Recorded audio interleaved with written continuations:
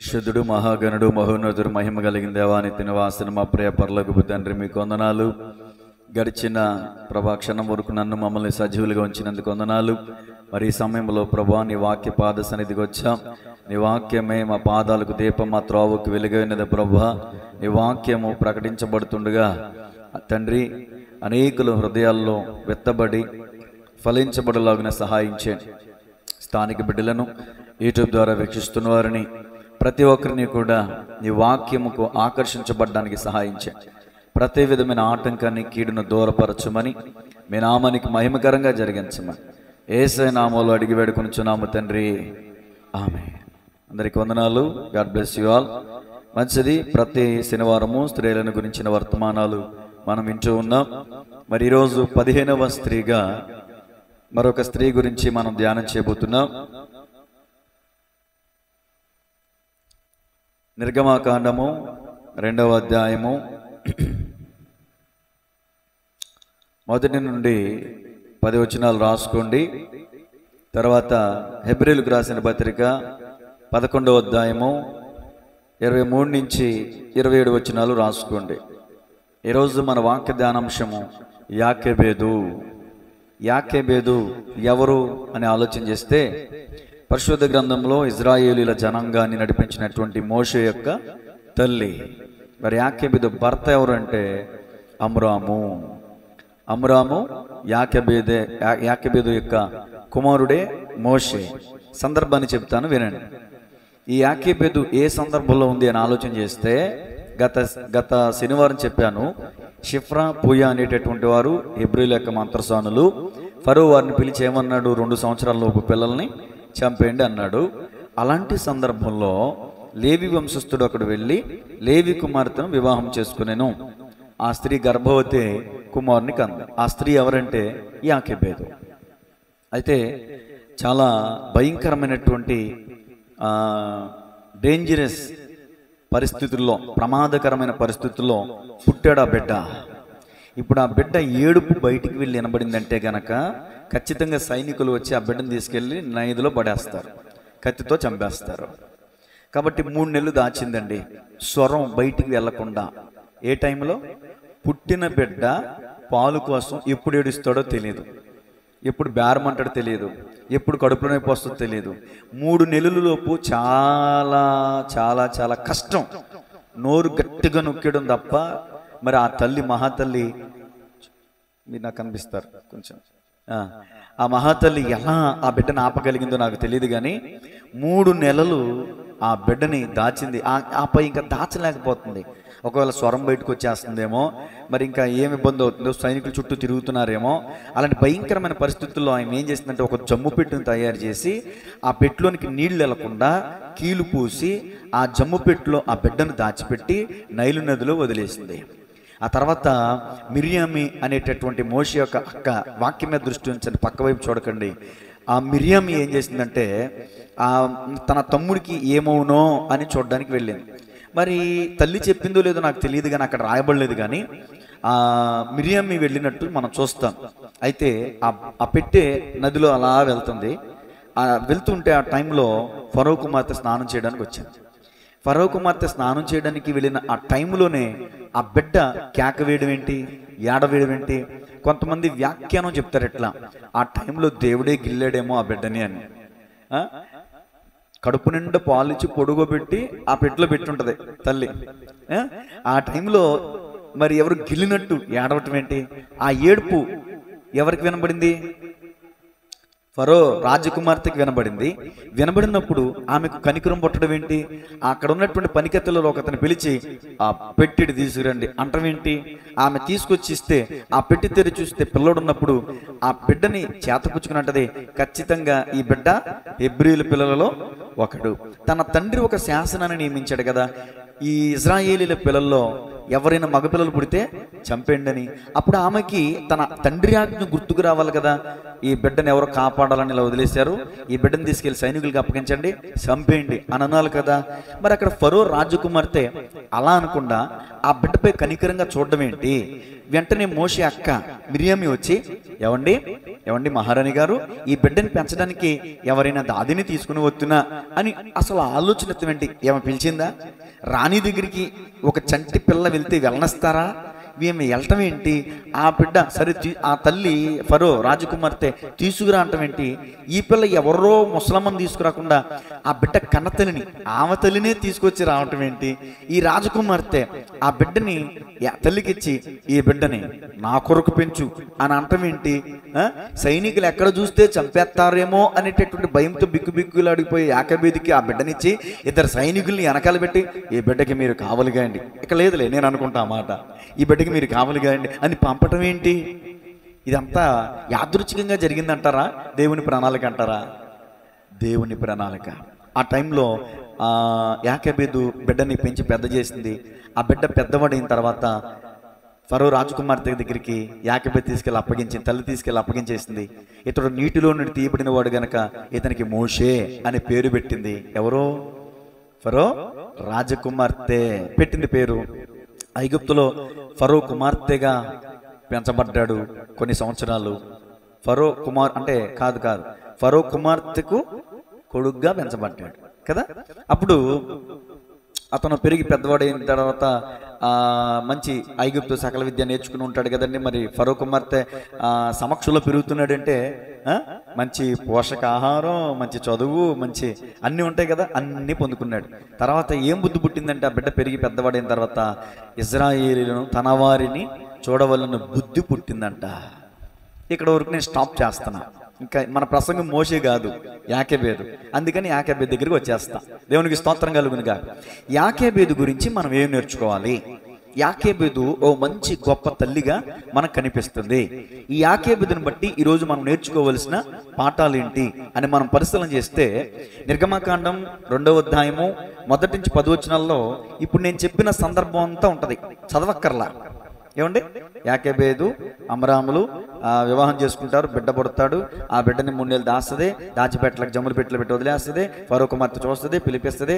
ఆ తర్వాత మిరియామి అన్న మాటకి తీసుకురా ఉండే తల్లిని తీసుకో. ఇదంతా 10 వచనాలు. ఇప్పుడు చదవమంటారు వద్దంటారా? చదవసరం లేదుగా, చెప్పేశాను కదా, వచ్చిన కథలాగా చెప్పేశాను కదా. ఇప్పుడు ప్రాముఖ్యంగా ఒక్కొక్క వచనాన్ని చదువుకుంటూ వెళ్దాం. ఈమె గురించి ధ్యానిస్తుంటే పరిశుద్ధాత్మ దేవుడు నాకు 5 విషయాలు బయలుపరిచారు. 8 విషయాలు క్లుప్తంగా 5 విషయాలు చెప్పి ముగిస్తా. ఉదయం కూడా 2 గంటల సమయం వాక్యాన్ని విని చాలా అలసిపోయారు, నాతో పాటు మీరు కూడా. చాలా భయంకరమైన వాతావరణం. నేను 45 నిమిషాలు మాత్రమే వాక్యం చెప్తా, కానీ అంతా చెప్పేస్తా. దేవునికి స్తోత్రం. దేవుడు నాకు ఇచ్చిన కృప ఏంటంటే 5 నిమిషాల్లో చెప్పేది గంట చెప్పగలను, గంట చెప్పేది 5 నిమిషాల్లో చెప్పగలను. దేవునికి మహిమ కలుగును గాక. మొట్టమొదటి మాట రాసుకోండి. దేవుని ప్రణాళికను చూచిన స్త్రీ యాకోబు. మొట్టమొదటి మాట రాసుకుంటున్నారా? దేవుని ప్రణాళికను చూచిన స్త్రీ. ఈ మాటలోకి వెళ్లే ముందు గత వారం చెప్పాను కాబట్టి ఈ వారం చెప్పాల. అసలు ఈ చిన్నపిల్లల్ని చంపే కాన్సెప్ట్, ఎందుకు వచ్చిందో చెప్పాను కదా గత వారం వీడియో. ఈ వారం పోయిన వారం వినకపోతే మరలా వినండి. చిన్నపిల్లల్ని చంపే కాన్సెప్ట్ ఎందుకు వచ్చిందో చెప్పాను. ఇంకొక మాట చెప్పని మాట చెప్తాను. ఆదికాండం 3:15 రాసుకోండి. ఆదికాండం 3:15. అక్కడ హవ్వమ్మ ఆదాములు తినవద్దు అన్న పండు తిన్నప్పుడు ఆదికాండం 3వ అధ్యాయం 15వ వచనంలో ఏముంటదంటే, మరియు నీకును స్త్రీకిని నీ సంతానముకును ఆమె సంతానముకును వైరము కలగజేసేదను, అది నిన్ను అది అంటే దాని అర్థం ఏంటి? పామా కింద పుట్టినట్లు ఒకటే నాకు చూడండి. ఇప్పుడు చెప్పండి, ఆయన అంటే ఎవరు? మీ ఆయన అంటే ఎవరు బైబిల్లో? యేసయ్యండి. అది నిన్ను తల మీద కొట్టును. ఆగమ్మా, అది అంటే ఏంటి? సర్పమా? అది అంటే స్త్రీయా? అది అనే మాటకి పుట్టినట్లు ఏమనుంది అక్కడ? ఆయన అంటే స్త్రీ సంతానమందు పుట్టిన వ్యక్తి యేసుప్రభులు వారు సాతాను తల చిత కొడతాడు. ఇది ప్రవచనం. ఇది తెలుసు ఎవరికి? సాతానికి. రక్షకుడు పుడితే నా తల చిత కొట్టబడుతుంది, నేను బతకాలంటే రక్షకుడు పుట్టకూడదు. అది కాన్సెప్ట్. అర్థమైందా?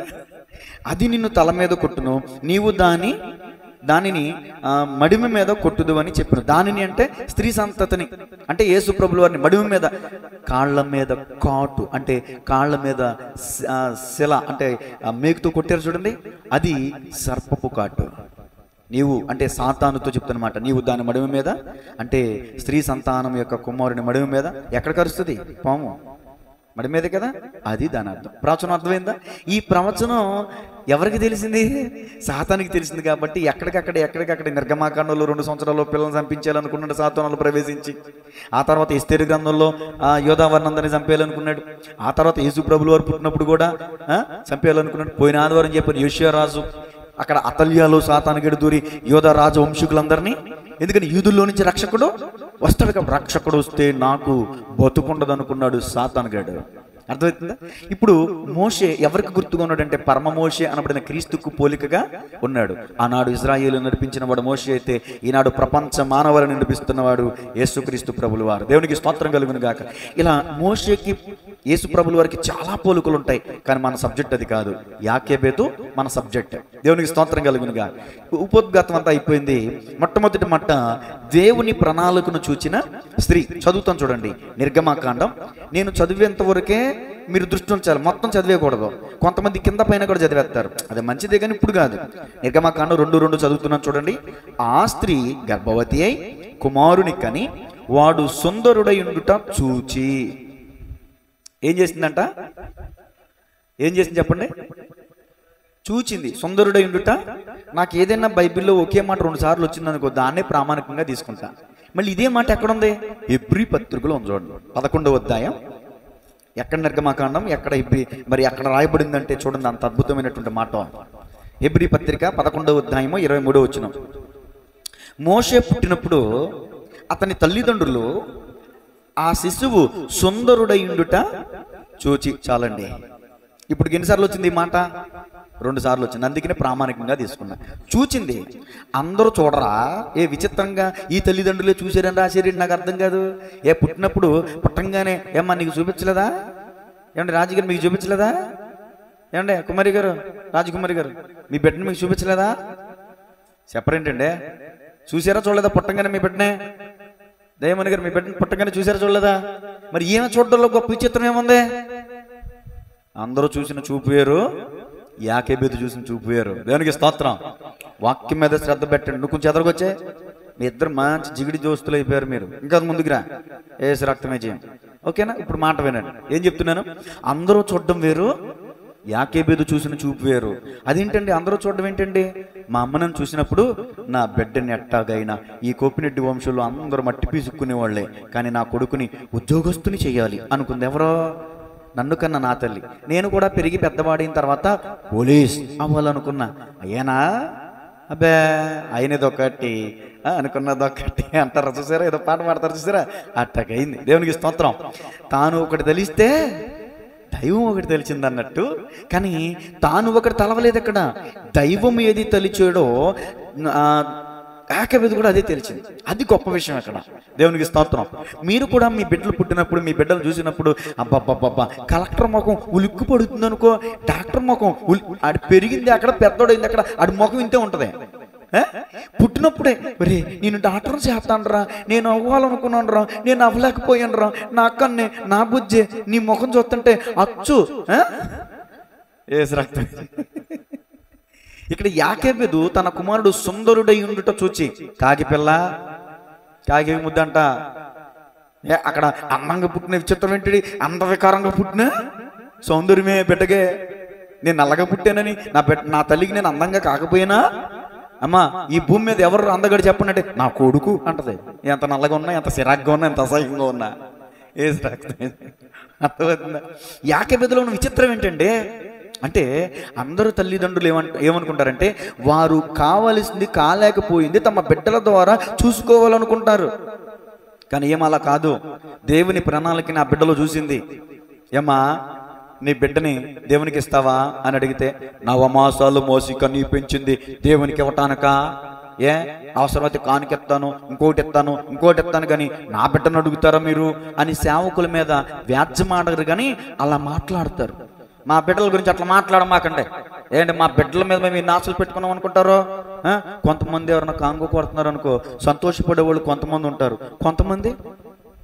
కొంతమంది అబ్బో వీడు గనక ఇట్ట అలవాటు అయ్యాడంటే గనక ఇక చదివాక వీడికి ఇక ఈ పాస్టర్ వెనకాల డబ్బు కొట్టుకుంటూ తిరుగుతాడు వీడని ఏం చేస్తారు?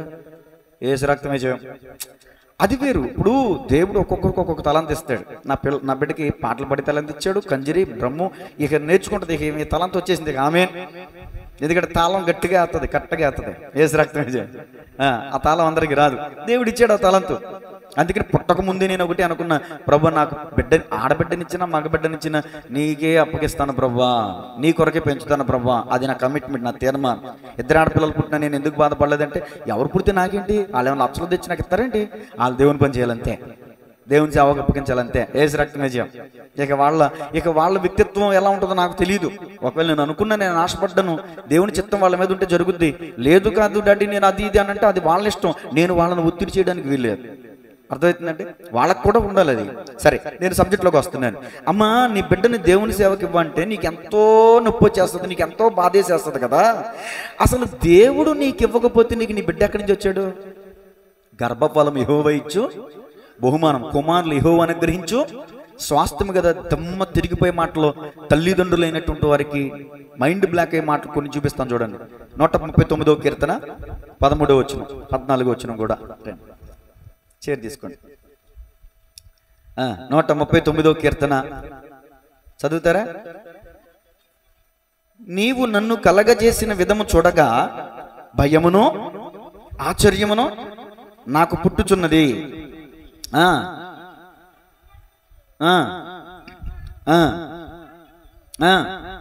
నా 13వ వచనం నుంచి చదవాలి. నా అంతరంద్రియములను నీవే కలగజేసితివి, నా తల్లి గర్భమందు నన్ను నిర్మించిన వాడువు నీవే. నీవు నన్ను కలుగజేసిన విధము చూడగా భయమును ఆశ్చర్యమును నాకు పుట్టుచున్నది. ఇప్పుడు అంతరంద్రియములు అంటే ఏంటి చెప్పండి? ఉదయం పాస్టర్ గారు ఒక మాట చెప్పారు. అబార్షన్ చేసేటప్పుడు దేన్ని నలిపేస్తారంట? తలక్కని నలిపేస్తారంట అబార్షన్ చేసేటప్పుడు. అంతరింద్రియాలు అంటే శరీరంలో ఉన్నటువంటి అవయవాలని అంతరింద్రియాలు అంటారు. ముఖ్యంగా జ్ఞానేంద్రియాలు అంటే కన్ను, చెవి, ముక్కు, నాలుక, చర్మం. ఇవి జ్ఞానేంద్రియాలు. అంతరింద్రియాలు అంటే లోపల ఉండేటటువంటివి. ఈ అవయవాలను చేసింది ఎవరు చెప్పండి? భక్తుడైన కీర్తనకారుడు దేవుని ఆత్మావేశంతో రాసిన మాట ఏంటంటే, నా అంతరింద్రియములను కలగజేసిన వాడవు నీవే, నా తల్లి గర్భమున నన్ను రూపించి నిర్మించిన వాడవు. ఏమకి ఎన్నిసార్లు చెప్పినా ఏసు రక్తమే. సరే, ఎక్కడున్నాను నేను? నా అంతరంద్రియములను కలగజేసిన వాడు, నిర్మించిన వాడు నీవే అని ఎంత స్పష్టంగా చెప్తున్నారు ఇక్కడ. నా తల్లి గర్భమందు నన్ను నిర్మించిన వాడవు నీవే. నిర్మించడం అంటే, కలగజేయడం అంటే లేనిది ఉన్నట్టుగా కలగచేయటం. అంటే గర్భంలో ఏమీ లేదు, కానీ దేవుని కృప, ఆయన స్వహస్తాలతో స్త్రీ తన గర్భమున పుట్టిన బిడ్డను కరుణింపక మరుచునేమో నేను నిన్ను మరువను. ఎందుకని? కొన్ని సందర్భాల్లో నవమాసాలు మోసి కనిపించిన పెద్ద చేసిన బిడ్డైనా మర్చిపోద్దేమో కానీ, ఆ తల్లైనా మర్చిపోద్దేమో కానీ దేవుడు ఎందుకు మర్చిపోడు చెప్పండి? ఆయన కలగజేశాడు కాబట్టి. ఆయన నిర్మించాడు. ఇక్కడ కన్ను ఉండాలి, ఇక్కడ ముక్కు ఉండాలి, ఇక్కడ నోరు ఉండాలి, ఇక్కడ హార్ట్ ఉండాలి, ఇక్కడ లివర్ ఉండాలి, ఇక్కడ కిడ్నీలు ఉండాలి. ఒక కిడ్నీ ఈరోజు ఖర్చు ఎంత? ఒక కిడ్నీ ఖరీదు ఎంత అండి ఈరోజు? 30 లక్షలు పెట్టినా రాదు. 3 లక్షల ఒక కిడ్నీ. మరి అంతరింద్రియాలు, కిడ్నీలు, లివరు, హార్ట్ ఇవన్నీ కలిపితే ఎన్ని కోట్ల రూపాయలు ఖరీదు చేసే అవయవాన్ని, అంతరింద్రియాలను దేవుడు మనకిచ్చాడో తెలుసా? కొన్ని కోట్ల రూపాయలు ఖరీదు చేసే అంతరింద్రియములను తల్లి గర్భంలో దేవుడు ఒక రూపాన్ని నిర్మించి నీ చేతికి అప్పగిస్తే, ఆ బిడ్డను నా సేవకిస్తావా అని అడిగితే నువ్వేమన్నావు? నేను మోసాను, నేను కన్నాను, నేను పెంచాను. దేవుడు నిర్మించకపోతే, దేవుడు కలగజేయకపోతే నీ గర్భంలో అసలు శిశువు ఎలా, పిండప్రాయం ఎలా ఏర్పాటు చేయబడుతుంది? పిండప్రాయము, శిశుప్రాయము, బాల్యప్రాయము, యవనప్రాయము, వృద్ధాప్యము, కెమారము, నడు వయస్సు, మరణము, ఈ 7 ప్రాయాలు ఎక్కడి నుంచి వచ్చాయి? దేవుని చిత్తం లేకుండా. ఈ 7 ప్రాయాలను మనం దాటగలమా దేవుని చిత్తం లేకుండా, దేవుని కృప లేకుండా? దేవునికి స్తోత్రం కలుగునుగా. పిండమునై నేను ఉండగా నీ కన్నులు నన్ను చూచేను, నా తల్లి గర్భమందున నన్ను నిర్మించిన వాడవు నీవే, తల్లివి నీవే, నా తండ్రివి నీవే, తోడు నీవే, నా నీడా నీవే, నిన్ను పోలి ఎవరు లేరు నా యేసయ్యా, నీలాంటి దేవుడు లేడు నా యేసయ్యా, నీలాంటి. దేవునికి స్తోత్రం కలుగును గాక. హల్లెలూయా. ఆల్రెడీ నేను ఒక రెఫరెన్స్ చెప్పకుండానే నేను వాక్యం చెప్పాను. యెషయా గ్రంథం 49వ అధ్యాయము 17వ వచనం. స్త్రీ తన గర్భమున పుట్టిన బిడ్డను మరుచునా కొచ్చును మారి, తానైనా మరుచునేమో, నేను నిన్ను మరువను.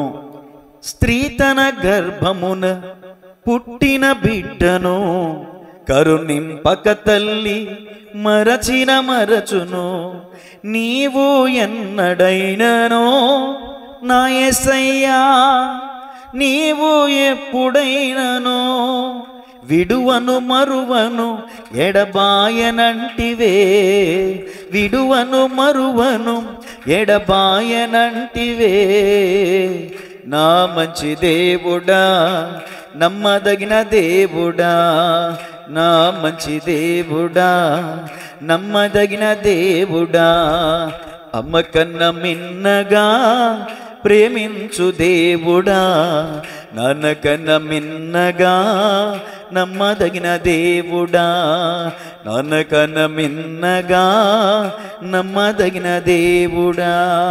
హల్లెలూయా. చూద్దాం బైబిల్లో నుంచి 139వ కీర్తన 16వ వచనం. 139వ కీర్తన. నేను పిండమునై ఉండగా నీ కన్నులు నన్ను చూచెను, నియమింపబడిన దినములలో ఒకటైనను కాక మునుపే నా దినములన్నీ నీ గ్రంథములో లిఖితములైన. అంటే దాని కింద పుట్టినట్టు చూడండి, ఒక్కటైనా కాక మునుపే అంటే నా అవయవములు దినదినము రూపింపబడుచుండగా అవన్నీ నీ గ్రంథములో లిఖితములైన. ఒక్కొక్క అవయవం ఒక్కొక్క అవయవం ఒక్కొక్క అవయవం ఎప్పుడు ఏర్పరచబడిందో కూడా లిఖితమై ఉందంట. దేవునికి స్తోత్రం కలుగును గాక. నీ ప్రతి పాయింట్ పిన్ టు పిన్ అంటారు చూడండి. ఈ వారంలో ఎస్ఐ గారు ముగ్గురు వచ్చి పిన్ టు పిన్ అన్నట్టుగా డోర్ టు డోర్ మొత్తం వెహికల్స్ అన్నీ కూడా తనిఖీ చేశారు. అలాగా తనిఖీ చేసినట్టుగా నీ కన్ను ఎప్పుడు ఏర్పాటు చేయబడిందో, నీ ముక్కు, నీ నాలుక, నీ హృదయం, నీ మెదడు ఎప్పుడు నిర్మించబడ్డాయో నీకు తెలియదు, డాక్టర్గా తెలియదు. ఆయుష్ ఎప్పుడు వచ్చిందో, ఊపిరి ఎప్పుడు వచ్చిందో, కథలకి ఎప్పుడు వస్తుందో నీకు తెలియదు. కానీ దేవుడు సమస్తాన్ని మీకు ఎవిడెన్స్ ఇవ్వమంటారా? చూడండి, కీర్తన క్షమించాలి ఇర్మియా గ్రంథం 1వ అధ్యాయం, ఇర్మియా గ్రంథం 1వ అధ్యాయం 4 నుంచి 7 వచనాలు. ఇర్మియా గ్రంథం. యెహోవా వాక్కు నాకు ప్రత్యక్షమై ఇలాగూ సెలవిచ్చెను, గర్భములో నేను నిన్ను రూపింపక మునుపే నిన్నెరిగి తిని, నీవు గర్భము నుండి బయలుబడక మునుపే నేను నిన్ను. అసలు పుట్టక ముందే ప్రతిష్ఠించడం గొప్ప విషయం కాదా? ఏమండి, ఉన్న మనిషికి ప్రతిష్ఠిస్తాను నేనైతే, లేకుండా పుట్టక ముందే కలగక మునిపే నిర్మింపబడక మునిపే ప్రతిష్ఠించడం అంటే ఎంత గొప్ప విషయం. జనములకు ప్రవక్తగా నిన్ను నియమించి తిని, అందుకు అయ్యో ప్రభువు యెహోవా చిత్తగించుము, నేను బాలుడనే, మాట్లాడుటకు నాకు శక్తి చాలదని నేననగా యెహోవా నాకిలాగు సెలవిచ్చెను, నేను బాలుడుననవద్దు, నేను నిన్ను పంపు వారి యొద్దకు నీవు పోవలెను, నీకు ఆజ్ఞాపించిన సంగతులను చెప్పవలెను. దేవుని స్తోత్రం చెప్పండి. అది తల్లి గర్భంలో ఉన్నప్పుడే, పిండముగా ఉన్నప్పుడే ఇర్మియాను దేవుడు చూచినప్పుడు నిన్ను చూడడా, మోషేను చూడడా, నన్ను చూడడా? చూశారా లేదా? పుట్టక మునిపే నువ్వేం అవ్వాలో, పుట్టిన తర్వాత నిన్ను చూసిన తర్వాత నీ తల్లి కన్న తల్లి అనుకుంటుంది వీడిని డాక్టర్ చేయాలి, కలెక్టర్ చేయాలి, పలానా చేయాలని. కానీ నువ్వు పుట్టక మునిపే నువ్వేం అవ్వాలో, నువ్వేం చేయాలో దేవుని ప్రణాళికలు ఉందని ఎంతవరకు ఆధారం చాలుగా. ఆధారం దేవుడేనండి. దేవుని కృప లేకుండా, ఆధారం లేకుండా బిడ్డని ఏ తల్లి కూడా జన్మింప చేయలేదు, బిడ్డకి జన్మనివ్వలేదు. చూడండి కీర్తన 22వ కీర్తన 9వ వచనం. 22వ కీర్తన 9వ వచనం. గర్భము నుండి నన్ను తీసిన వాడవు నీవే కదా, నేను నా తల్లి యొద్ద స్తన్యపానము చేయుచుండగా నీవే కదా నాకు నమ్మిక పుట్టించితివి. గర్భవాసినైనది మొదలుకుని నాకు ఆధారము నీవే, నా తల్లి నన్ను కన్నది మొదలుకుని నా దేవుడవు నీవే ఏంటంటే యాకేబేదు గురించి చెప్తానని ఈ విషయాలన్నీ చెప్తున్నారు అని అనుకుంటున్నారా? నేను ఒక పాయింట్ రేజ్ చేశాను. అమ్మా, నీ బిడ్డని సేవకిస్తావంటే నేను కన్నీ పెంచి పెద్ద చేశాను అంటారు చూడండి కొంతమంది. నా బిడ్డ అంటారు చూడండి. అలాంటి వాళ్ళకి ఈ విషయాలు, అలాంటి వాళ్ళకి అలా నా బిడ్డ నా పేరు మరి ఏసు రక్తమే మరి ఎవరో అనకూడదు. ఇంకా తల్లిని విమర్శించినట్టుగా మాట్లాడకూడదు. వాళ్ళు కన్నీ పెంచి పెద్ద చేసినప్పుడు వాళ్ళ త్యాగపూరితం. నాకు ప్రపంచంలో నచ్చేది ఏంటంటే, బాధాకరమైన విషయం ఏంటంటే, తల్లి బిడ్డకి జన్మనివ్వటం పునర్జన్మ ఎంతో కష్టం, ఎంతో ప్రయాస, ఎంతో వేదన, అది ఎంతో నరకం, వివరించలేం. అది నాకు నచ్చే విషయం, అలాగే బాధాకరమైన విషయం. నేను ఎందుకు అక్కడ విమర్శగా మాట్లాడను. కానీ దేవుని సేవకి ఇవ్వమ్మా నీ బిడ్డని అంటే ఎంత నొప్పి వస్తుందో అమ్మ. నేను అంటాను, ఈ వాక్యాలను బట్టి అసలు నీ బిడ్డను చూసి అంత మురిసిపోతున్నావు కదా. నీ బిడ్డని నీ గర్భంలో రూపించింది ఆయన తెలుసుకో. ఈరోజు వచ్చినాన్ని బట్టి నీ బిడ్డ నీ గర్భంలో రూపింపబడక మరి అవయవములు ఏర్పడక మునిపే నీ బిడ్డని దేవుడు ఎరుగున్నాడని గుర్తుపెట్టుకో. మానవుడు కారణ జన్ముడు. దేవునికి స్తోత్రం కలుగునుగా. జంతువులు ఎక్కడ, మనిషి ఎక్కడ? జంతువులకి మనుషులకి ఎంత పోలికుందో తెలుసా? మానవుడా కారణ జన్ముడా, నీ జన్మకు కారణముంది. మానవుడా కారణ జన్ముడా, నీ జన్మకు కారణముంది. సూర్యుడెందుకు, చంద్రుడెందుకు, పగలు ఎందుకు, సూర్యుడెందుకు,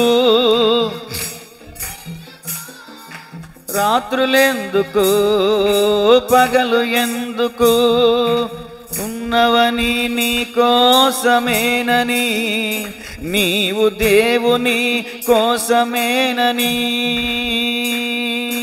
ఉన్నవని నీ కోసమేనని, నీవు దేవుని కోసమేనని గ్రహించి తెలుసుకో.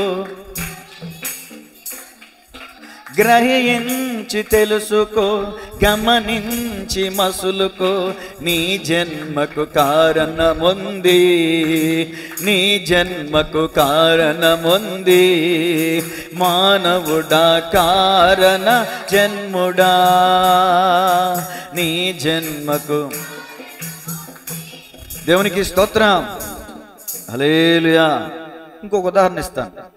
సంసోను పుట్టక ముందే సంసోను తల్లి అనగా మనోహో భార్యతో దేవుని దూత వచ్చి చెప్పిన మాట, మా నీవు గొడ్రాలు కదా, నీవు గర్భాన ఒక కుమారుని ధరించబోతున్నావు, నీవు ఒక బిడ్డకి జన్మనివ్వకపోతున్నావు, ఆ బిడ్డకి సంసోన్ అనే పేరు పెడతారు. అతడు నాజీరు అంటే ప్రతిష్ఠింపబడిన వాడు.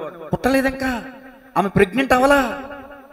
ఇంకెన్ని ఆధారాలు ఇమ్మంటారు? ఇలా మరియ తల్లి కూడా పరిశుద్ధాత్మ వల్ల గర్భమును ధరించి కడుపులో పిండమై యేసు ప్రభులో అంటే గాబ్రియేలు దూత వచ్చి, అమ్మా కన్య మరియా శుభవచనం తెలియజెప్పవచ్చి నీవు గర్భవతి. ఆమె కూడా తెలియదు అసలు నువ్వు గర్భవతి అయ్యావు, నువ్వు కుమారుని అంటావు, అతనికి ఇమ్మానుయేలు అని పేరు పెడతారు, యేసు అనే పేరు పెడతారు. ఇమ్మానుయేలు మాటకి భాషాంతరము దేవుడు మనకి తోడని అర్థం.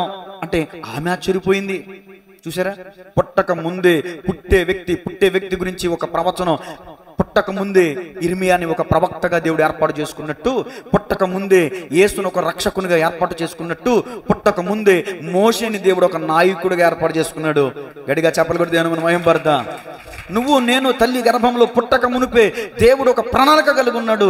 నిన్ను ఒక స్థాయిలో దేవుడు ఉంచాలనుకున్నాడు. కానీ దేవుని చిత్తము ఎరుగక, దేవుని కృపను గమనించక, నీ ఇష్టానుసారంగా జీవించడం వల్ల త్రాగుడికి, బానిసలకి, లేకపోతే భయంకరమైన ప్యాకెట్లకి, కోడి పందాలకి, రకరకాల వ్యసనాలకి అలవాటు పడిపోయి నీ జీవితాన్ని అర్ధాంతరంగా ముగించుకుని లోకాన్ని విడిచి వెళ్ళిపోతున్నావే తప్ప దేవుని చిత్తానుసారంగా నువ్వు జీవించలేకపోతున్నావు. కారణం అంటే దేవుని ప్రణాళిక నీ మీద ఏందుంటో అది గమనించలేకపోయావు. నువ్వు కాదు, నీ తల్లిదండ్రులు కూడా గమనించలేదేమో అనుకుంటా. ఎందుకంటే బిడ్డ పుట్టినప్పుడు తల్లిదండ్రులు చూశారంట, ఆ బిడ్డ సుందరంగా ఉన్నాడంట, చాలా సౌందర్యంగా ఉన్నాడంట. ఆ బిడ్డను చూస్తుంటే వీళ్ళ గుండె తరుక్కుపోతుందంట. అయ్యో ఎంత అందమైన బిడ్డను దేవుడు మాకు ఇచ్చాడు కదా. ఇప్పుడు ఈ బిడ్డ అరుపు, కేక, ఏడుపు బయటికి వెళితే సైనికులకి వినపడద్ది. సైనికులు తీసుకెళ్లి కత్తితో చంపేస్తారు, నైలు నదులు ఇసిరేస్తారు. ఇప్పుడు నా బిడ్డ పరిస్థితి ఏంటి?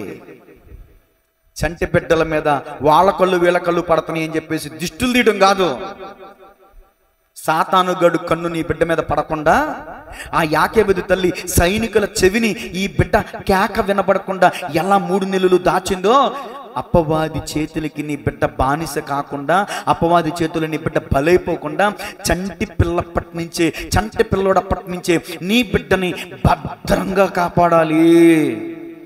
కానీ తల్లిదండ్రుల చేతుల్లో భద్రంగా లేరు. ఈ రోజున పిల్లలు భద్రంగా సైతాన్ గడ ఆస్థల్లో ఉన్నారు. అవునంటారా కాదంటారా? ఈ రోజున యాకేబెదు 3 నెలలు అసలు పుట్టంగానే ఏడుస్తారు కదండి. పుట్టంగానే ఏడుస్తారు.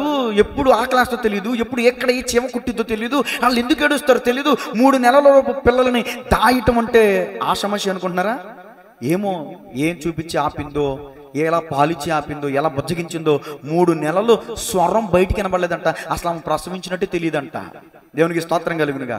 ఇంట్లో తల్లిదండ్రులు ఏదైనా మాట్లాడుకుంటుంటే పిల్లలు వాళ్ళు ఆడుకున్నట్టే ఉంటారు, కానీ అన్నీ వినేస్తారు. తల్లిదండ్రులు మాట్లాడుకునే మాటలు బయటోళ్ళకి వెళ్ళిపోయి ఆ మాట చుట్టూ తిరిగి వీళ్ళ దగ్గరికి వస్తే, ఇదేంటి మనం రహస్యంగా మాట్లాడుకున్నాంగా, మన ఇద్దరమే మాట్లాడుకున్నాంగా, మనం ఉన్నప్పుడు ఎవరు లేరుగా, ఈ మాట బయటికి ఎలా వెళ్ళిపోయింది? ఎవరిళ్ళు? వార్తావాహులు వీళ్ళు. అందుకనే చంటి పిల్లలు ఉన్నప్పుడు పెద్దవాళ్ళు ఏం చేయాలంట? జాగ్రత్తగా మాట్లాడుకోవాలంట. మరి ఇప్పుడు మోషే పుట్టక ముందు ఆ ఇంట్లో ఇద్దరు పెరిగి పెద్దోళ్ళైనా, ఒక వయసుకు వచ్చిన, ఒక జ్ఞానానికి వచ్చిన, నా తమ్ముడు ఏమైపోతాడో అని ఆలోచించే స్థాయికి వచ్చిందంటే, ఒక వయసుకు వచ్చిన మిర్యామి మోషే కంటే 3-5 సంవత్సరాల పెద్దవాడైన అహరోను ఆ ఇంట్లో ఉన్నారు కదా. వీళ్ళిద్దరూ ఆడుకుంటా ఏదైనా ఒక మాట ఆ పక్కింటికి వెళ్ళి నాకు తమ్ముడిట్టాడు అని మిర్యామి చెప్పొచ్చుగా, అహరోను కూడా చెప్పొచ్చుగా. ఎందుకు చెప్పలేదు? వాళ్ళని దగ్గరికి తీసుకుని యాకేబెదు చెప్పింది ఏమనుకుంటా, అరే నాన్న ఇదిగో తమ్ముడు పుట్టాడు కదా, ఈ తమ్ముడు పుట్టాడని మీరు బయట చెబితే ఇదిగో సైనికులు వచ్చి తీసుకుపోతారా, మీ తమ్ముడు మీకు కావాలా వద్దా చెప్పండి. ఎందుకంటే కొట్టి చెప్తే వాళ్ళు ఎండరు, ఇంకా మూర్ఖులైపోతారు. కొన్ని సందర్భాల్లో బెత్తం వాడాలి, కొన్ని సందర్భాలు చెప్పేలాగా. ఇదిగో ఈ మాట బయటికి వెళ్ళకూడదురా, ఈ మాట బయటికి వెళ్తే మన కుటుంబాన్ని చంపేస్తారా, బిడ్డ పుట్టంగానే నేను ఇవ్వలేదు కాబట్టి నన్ను కూడా చంపేస్తారా, నాన్ను కూడా చంపేస్తారా, మరి మీరు అనాథలైపోతారా. మరి ఏం చెప్పిందో, భయమే చెప్పిందో, మంచిగా చెప్పిందో, చెడే చెప్పిందో నాకు తెలియదు, కానీ ఆ బిడ్డలు కూడా కుక్కిన పేనులాగా ఉన్నారంట. ఈ రోజున మన పిల్లలు కుక్కిన పేనులాగా ఉంటున్నారండి. తల్లి మాట తండ్రి దగ్గర, తండ్రి మాట డాడీ మమ్మీ అట్లా చేసింది. నేను ఎవరు చెప్పమన్నారు డాడీ?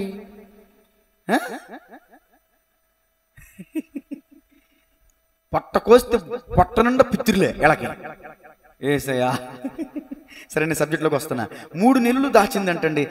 ఈ దాచడం అనేది 4వ మాట, నేను క్షమించాలి. ఇప్పుడు చూచి అనే మాట అంటే ఈ బిడ్డను చూడంగానే ఈ తల్లి మనసులో, తల్లి హృదయంలో, పుట్టిన ఈ బిడ్డ నా కోసం కాదు దేవుని కోసం పుట్టాడని నమ్మింది. దేవునికి స్తోత్రం.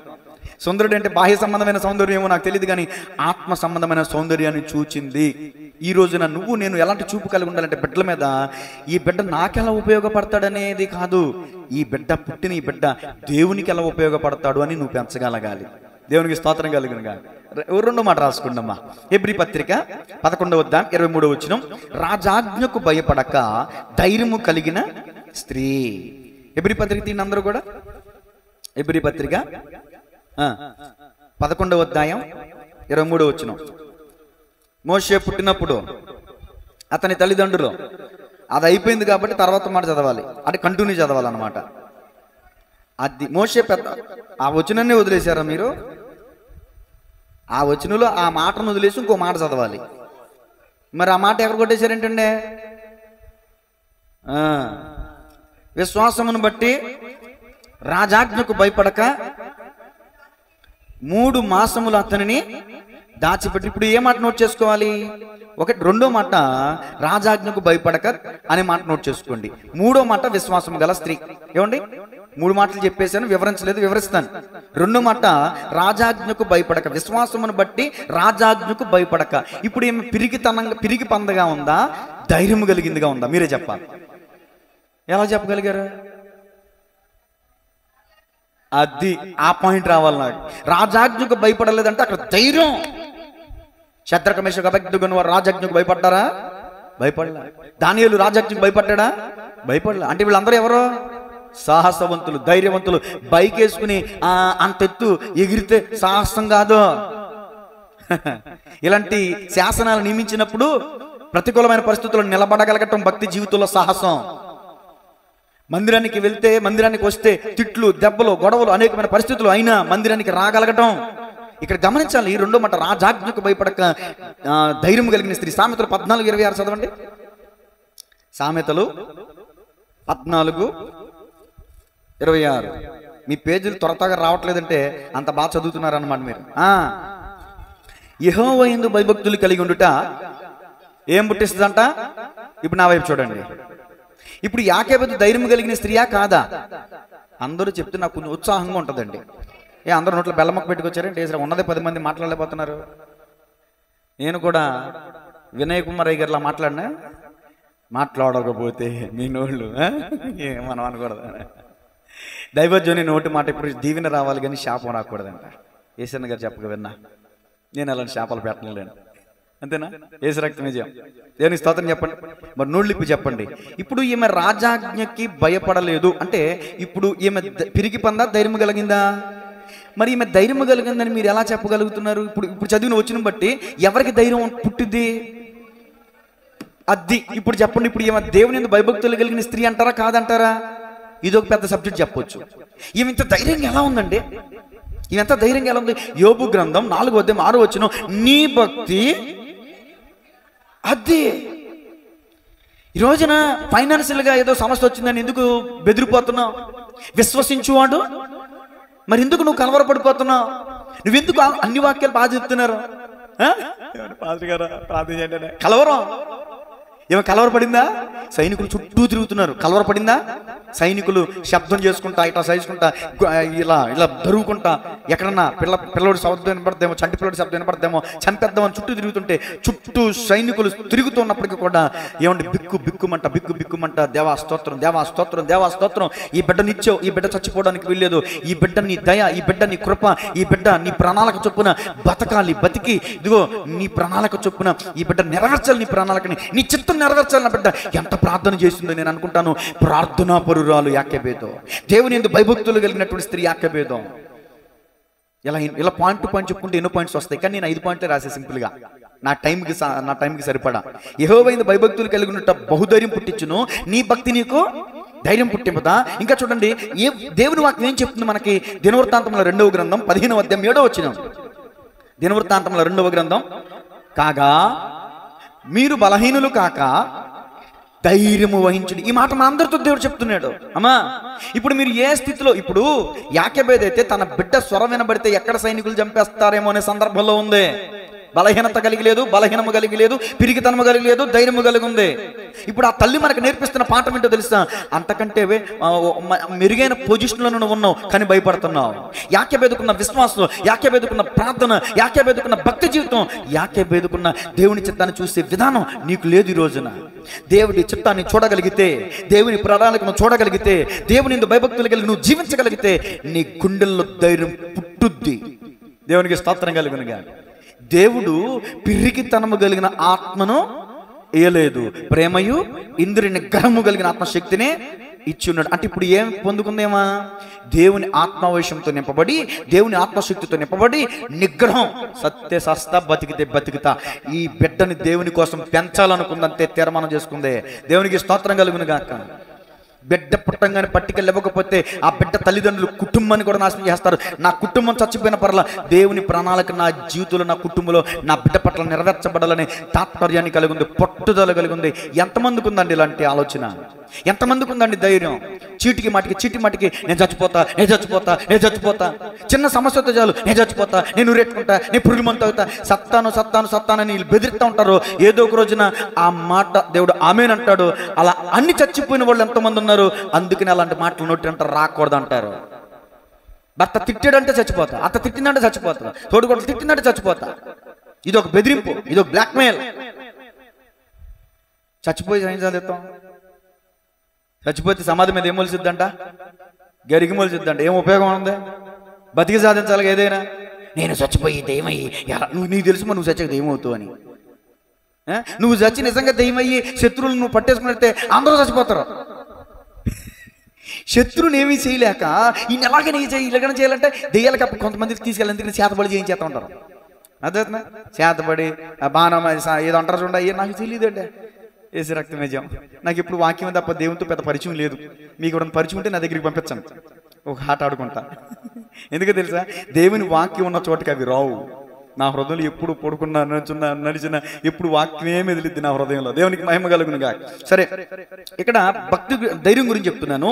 ఇంకా ఎవరు ధైర్యంగా ఉంటారు మీరు చెప్పండి? బైబిల్ గ్రంథంలో ఒక మాట ఉంది, అది మీరు చెప్తే మీకు నేను బ్లెస్సింగ్ ఇస్తాను. ఎవరు ధైర్యంగా ఉంటారో చెప్పండి. అబద్ధం కాదంటే కొడతానక్క, చెప్పక్క అక్క ఒకసారి చప్పట్లు కొట్టండి. ఎందుకంటే ఏమన్నా పరుగు పోయితే నేను మనలే అంటున్నా. కరెక్టే నాకు అది బైబిల్లో ఉంది చూడండి. సామెతల గ్రంథం 28:1 నీతిమంతులు సింహం వలె.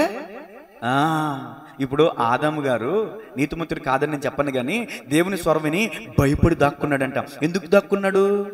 అక్కడ చేయొద్దన్న పని చేశాడు కాబట్టి భయం వేసింది. చేయొద్దన్న పని ఆజ్ఞాతిక్రమించాడు కాబట్టి అక్కడ అనీతిమంతుడు అయిపోయాడు కాబట్టి అపవిత్రత కలగజేసుకున్నాడు కాబట్టి అపవిత్రులు, అనీతిమంతులు, దుష్టులు, లంచగొండులు, వ్యభిచారులు, దొంగలు వీళ్ళకి ధైర్యం ఉండదు.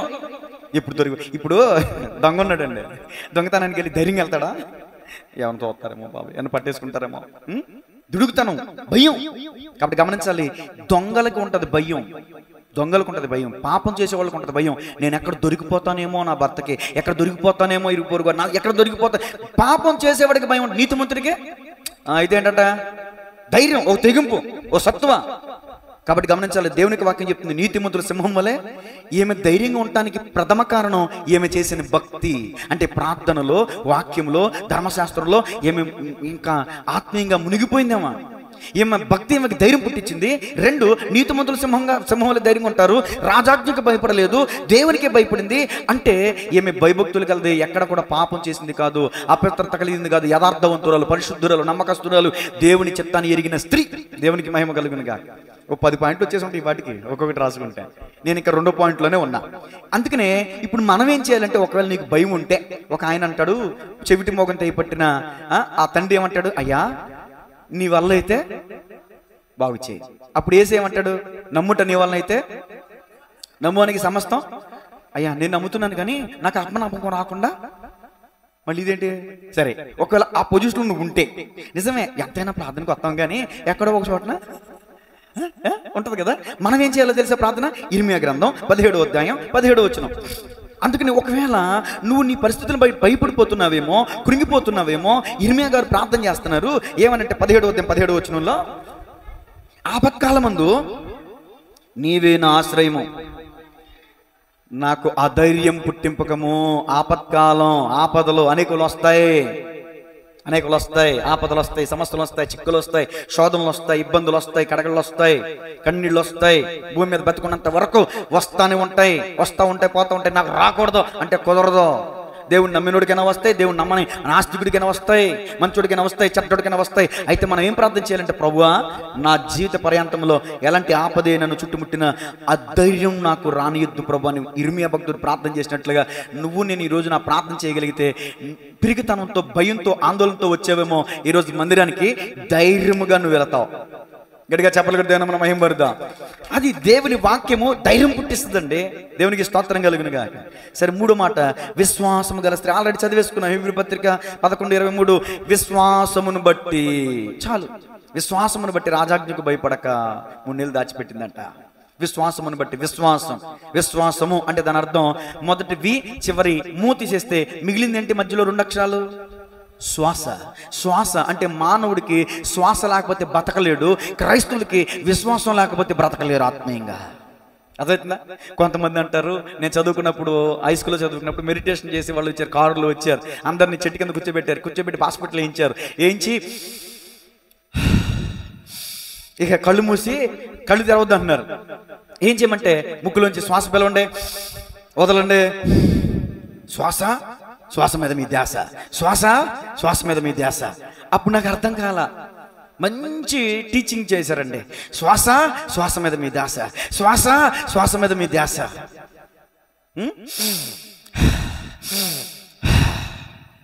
శరీరం రిలీఫ్ అయిద్దంతే. నిజంగా మీరు శ్వాస మీద ధ్యాస పెడితే మీరు ఆత్మీయంగా రిలీఫ్ పొందుకుంటారు. శ్వాసలో ఎవరున్నారు? కరుణగల యేసయ్యా, ఈ జీవితానికి నీవే చాలునయ్యా, కరుణగల యేసయ్యా. ఈ జీవితానికి నీవే చాలునయ్యా, నీ ప్రేమే చూపకపోతే నేనేమైపోదును, నీ కృపయే లేకపోతే నాకు ఊపిరి లేదయ్యా. నీ ప్రేమే చూపకపోతే నేనేమైపోదును, నీ కృపయే లేకపోతే నాకు ఊపిరి లేదయ్యా. కరుణగల యేసయ్యా, ఈ జీవితానికి నీవే చాలునయ్యా. హల్లెలూయా. నాకు రిఫరెన్స్ మర్చిపోయాను, కానీ వెతుకుదాం. యోబు గ్రంథంలో ఊపిరి గురించి ఒక మాట ఉంటుంది. యోబు గారు చక్కగా మాట్లాడతారు. చూడండి ఒక మాట ఊపిరి గురించి. ఇంటికి వచ్చింది కాబట్టి అది దొరికేసింది. యోబు గ్రంథం 27వ అధ్యాయం చదువుతున్నాను, వినండి. 27వ అధ్యాయం మొదటి వచనం. యోబు ఇంకను ఉపమాన రీతిగా ఇట్లా, నేను నా ఊపిరి ఇంకను నాలో పూర్ణముగా ఉండుటను బట్టి దేవుని ఆత్మ నా నాసికారంధ్రములలో ఉండుటను బట్టి. ఇప్పుడు చెప్పండి, నాసికారంధ్రాలు ఏముంటది? ఊపిరి, శ్వాస. అంటే ఈ శ్వాసలో ఏముంది? ఇది ఆ టీచర్స్కి తెలియదు, నాకు చెప్దామంటే అప్పుడు తెలియదు, ఇప్పుడు తెలిసింది. శ్వాస మీద మిదేశ అద్భుతం. మెడిటేషన్ చేయండి, కాకపోతే ఆ మెడిటేషన్ ప్రార్థన మెడిటేషన్ చేయండి. ఏకాంతంగా యేసు ప్రభులు వారు ఏకుండా ఒలివ కొండకు ఏకాంతముగా ప్రార్థన చేయడానికి మెడిటేషన్ అదే ఉందా? ఏకాంత ప్రార్థన అనుభవం. అన్నింటికన్నా మిన్నగా ఏకాంత ప్రార్థన నీకుందా? అన్నింటికన్నా మిన్నగా ఏకాంత ప్రార్థన నీకుందా? యేసునాథునితో సహవాసము నీకుందా? యేసునాథునితో సహవాసము నీకుందా? రావయ్యా యేసునాథ, వేగమే రావయ్యా, రావయ్యా యేసునాథ. హల్లెలూయా. పాయింట్ చాలు. ఏకాంత ప్రార్థన అంటే మెడిటేషన్. ఆ డాక్టర్లకి సన్మానం చేయొచ్చు. మెడిటేషన్, శ్వాస మీద ఇక్కడ వాక్యం చెప్తుంది. యోబు గారు అంటున్నారు, దేవుని యొక్క ఆత్మాశంతో నింపబడి నా నాసికారంధ్రములో నీ ఆత్మ, అంటే మన ఊపిరిలో ఉంది దేవుని ఆత్మ. ఇంకా ఎవిడెన్స్ అంటారా? ఆదాముని మట్టి నుండి చేసి, మట్టి తీసి, మట్టిని ఒక బొమ్మగా చేసి ఆ నరుని నాసికారంధ్రములలో దేవుడు ఏమి ఊదాడంట? జీవవాయువు. అంటే దేవుని ఊపిరి పోతే మనం కదిలామంట. అంట కాదు, కదిలాం. అర్థమవుతుందా? అది శ్వాసలో ఊపిరి, ఊపిరిలో దేవుని ఆత్మ. ఇప్పుడు విశ్వాసమును బట్టి ఆధ్యాత్మికమైన జీవితంలో చాలా మంది చచ్చని స్థితిలో ఉన్నారు. ఎందుకో తెలుసా? శ్వాస మీద ధ్యాస లేదు. ఏదో ఒకసారి మర్చిపోండి, ఊపిరి తీసుకుంటాం. అన్ని మర్చిపోతారు, కానీ ఊపిరి తీసుకుంటాం మర్చిపోతారా? ఊపిరి తీసుకుంటూ మర్చిపోతే ఏమైపోతామో, విశ్వాస జీవితంలో విశ్వాసం లేకపోతే అదే పరిస్థితి, ఆత్మీయంగా చచ్చిన పరిస్థితి. నీవు బ్రతుకు మట్టుకు బ్రతుకుచున్నావే గాని మృతుడివే. క్రియలు లేని విశ్వాసం మృతం. అంటే దాని అర్థం ఏంటి? విశ్వాసం చచ్చిపోయింది. అర్థమవుతుందా? క్రియలు లేకపోతే విశ్వాసం. నేను నమ్మాను దేవుడిని అంటే ఏం ఉపయోగం? ఎవని మనసు ఆయన పైన ఆనుకును వాని నువ్వు పూర్ణ శాంతి గలవానిగా. నువ్వు దేవుని మీద ఆనుకో, నువ్వు కాపాడబడతావు. దేవుని మీద ఆనుకోకుండా బంధువుల మీద ఆనుకుని, రక్త సంబంధం మీద ఆనుకుని, ఆళ్ళ మీద వీళ్ళ మీద ఆనుకుని, ఆళ్ళ మోసం చేసి వీళ్ళ మోసం, నువ్వు దేవుని మీద ఆనుకుంటే నువ్వు ఆ మోసపోయేవాడు కాదుగా. ఏసు రక్తమే చేయాలి. అది ఆయన మీద విశ్వాసం ఉంటే ఆయన మీద అనుకోవాలి. హెబ్రీ పత్రిక 11:6 విశ్వాసము లేకుండా దేవునికి ఇష్టుడైండుట అసాధ్యం. విశ్వాసాన్ని ఎఫెసీ పత్రికలో పౌలు గారు దేంతో పోల్చారు తెలుసా? దీన్ని చెప్పే ముందు ఈ మాట కంప్లీట్ చేయనివ్వండి. హెబ్రీ పత్రిక 11:6 దేవుని ఎద్దుకు వచ్చేవాడు ఎలా రావాలి? ఆయన ఉన్నాడనియు, ఆయనను వెతుకు వారికి ఫలము దయచేవాడనియు. ఇప్పుడు రాణి అక్క గారు ఎందుకు వచ్చారు? విశ్వాసంతో వచ్చారా, అవిశ్వాసంతో వచ్చారా? విశ్వాసంతో నా బిడ్డకి జాబ్ రావాలని వచ్చింది అక్క. జాబ్ వచ్చిందా? ఇప్పుడు నా కూతురు కూడా జాబ్ రావాలని విశ్వాసంతో వచ్చింది. వస్తుందా రాదా? ఆమేన్. అదే ఎలా రావాలి దేవుని ఎందుకు వచ్చిన? దేవుడు ఉన్నాడు, ఆయన వెదికే వారికి, ఆయన అడిగే వారికి ఫలం దయచేస్తాడు. నీకు విశ్వాసం లేకపోతే నువ్వు ఎలా పొందుకుంటావు? అర్థమవుతుందా? విశ్వాసం ఉండాలి. నేతి బీరకాయలో ఏముండదంట? కొంతమందికి విశ్వాసులే కానీ విశ్వాసులు ఏముంటలేదంట. ఏం దేవుడు లేని మాయదారు దేవుడు, ఎప్పుడు మాకే పెట్టాడు కష్టాలు, ఎప్పుడు మాకే పెట్టాడు, దేవుడు లేడు, ఏం లేదు, ఏం లేదా, ఏదంతా నాటకం పట్టుకం. ఎవరు ఇలా ఈ మాట్లాడేది? ఎవరు ఏమనంటే దేవుడు ఎక్కడ పక్షపాతం వచ్చిందా, నా మీద కన్యారు చేస్తున్నా, నా మీద అసలు నీ మీద దేవుడు ఎందుకు కన్యారు చేశాడు? నీకు దేవుడికి నీ మీద ఎందుకు కోపం వచ్చింది? దేవుడు నిన్ను ఎందుకు ముత్తుతున్నాడు? దేవుడు నిన్ను ఎందుకు కష్టాలకు తోస్తున్నాడు అని ఒకసారి ఆలోచించావా? కారణం లేకుండా సమస్య. ఇప్పుడు తల్లిదండ్రులు కారణం లేకుండా పిల్లల్ని కొడతారా? విషయం కారణం లేకుండా నేను ఇప్పుడు ఉత్తు పుణ్యాన్ని కొట్టిందా? నిద్రలో లేపేసి బాధేసింది ఎప్పుడన్నా నిన్ను? ఈడు ఒకడు నన్ను నా పేరు ఎత్తుకుని వాక్యం చెప్పడు పాస్టర్ అనుకున్నాడు ఈయన. ఇక్కడ ఎవరు కూర్చుంటారు? బలి దేవుని స్తోత్రం. ఇప్పుడు ఎక్కడున్నా నేను? విశ్వాసం లేకుండా దేవునికి ఇష్టడే ఉండుట అసాధ్యం. ఇంకో మాట చదవండి, అసలు అద్భుతం. ఎఫెసీ పత్రిక 6:16 అండి. విశ్వాసం అనేది ఎలాంటిదో అసలు అద్భుతమైన మాట ఇది. ఇవన్నీ గాక అదిగో విశ్వాసం అనే డాలు పట్టుకొని దానితో మీరు దుష్టుని అగ్నిబాణములన్నిటినీ ఆర్పుటకు శక్తిమంతులగుదురు. అంటే దుష్టుడు అగ్నిబాణాలు వేస్తాడనే అర్థం. నువ్వు ఎంత భక్తిపరుడువైనా నీ మీద ఏమేస్తాడు సాతాను? అగ్నిబాణం వేస్తాడు. అగ్నిబాణాలను నువ్వు ఆర్పివేయాలంటే నువ్వేం చేయాలి? ఇది పాట ఉంది, ఏం పాట అండి?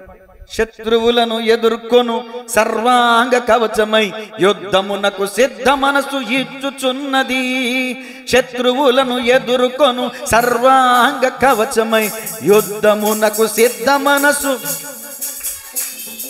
అపవాది వేయుచున్న అగ్నిబాణములను ఖడ్గము వలె ఎదుర్కొని ఆర్పివేయుచున్నది.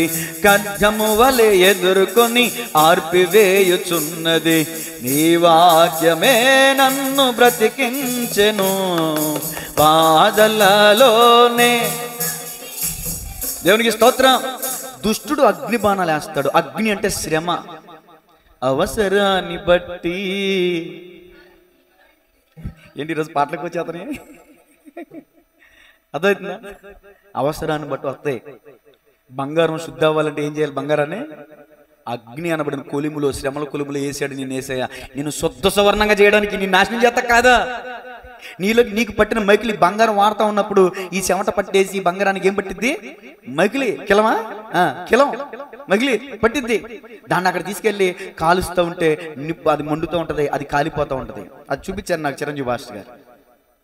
మనకు కూడా మగిలి పట్టేస్తుంది అపవిత్రత. కొన్నిసార్లు శ్రమలు వస్తేనే గాని దేవుని వైపు చూడం మనం.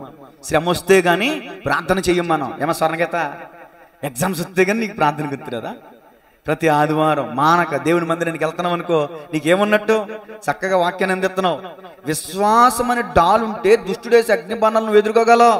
ఇప్పుడు నువ్వు యవన వయసులో ఉన్నావు, ప్రత్యేకంగా ఏమో దేవుడు నీ గురించి చెప్తున్నాడు, నువ్వు ధన్యురాలు అనుకో. దేవునికి స్తోత్రం కలుగునుగా.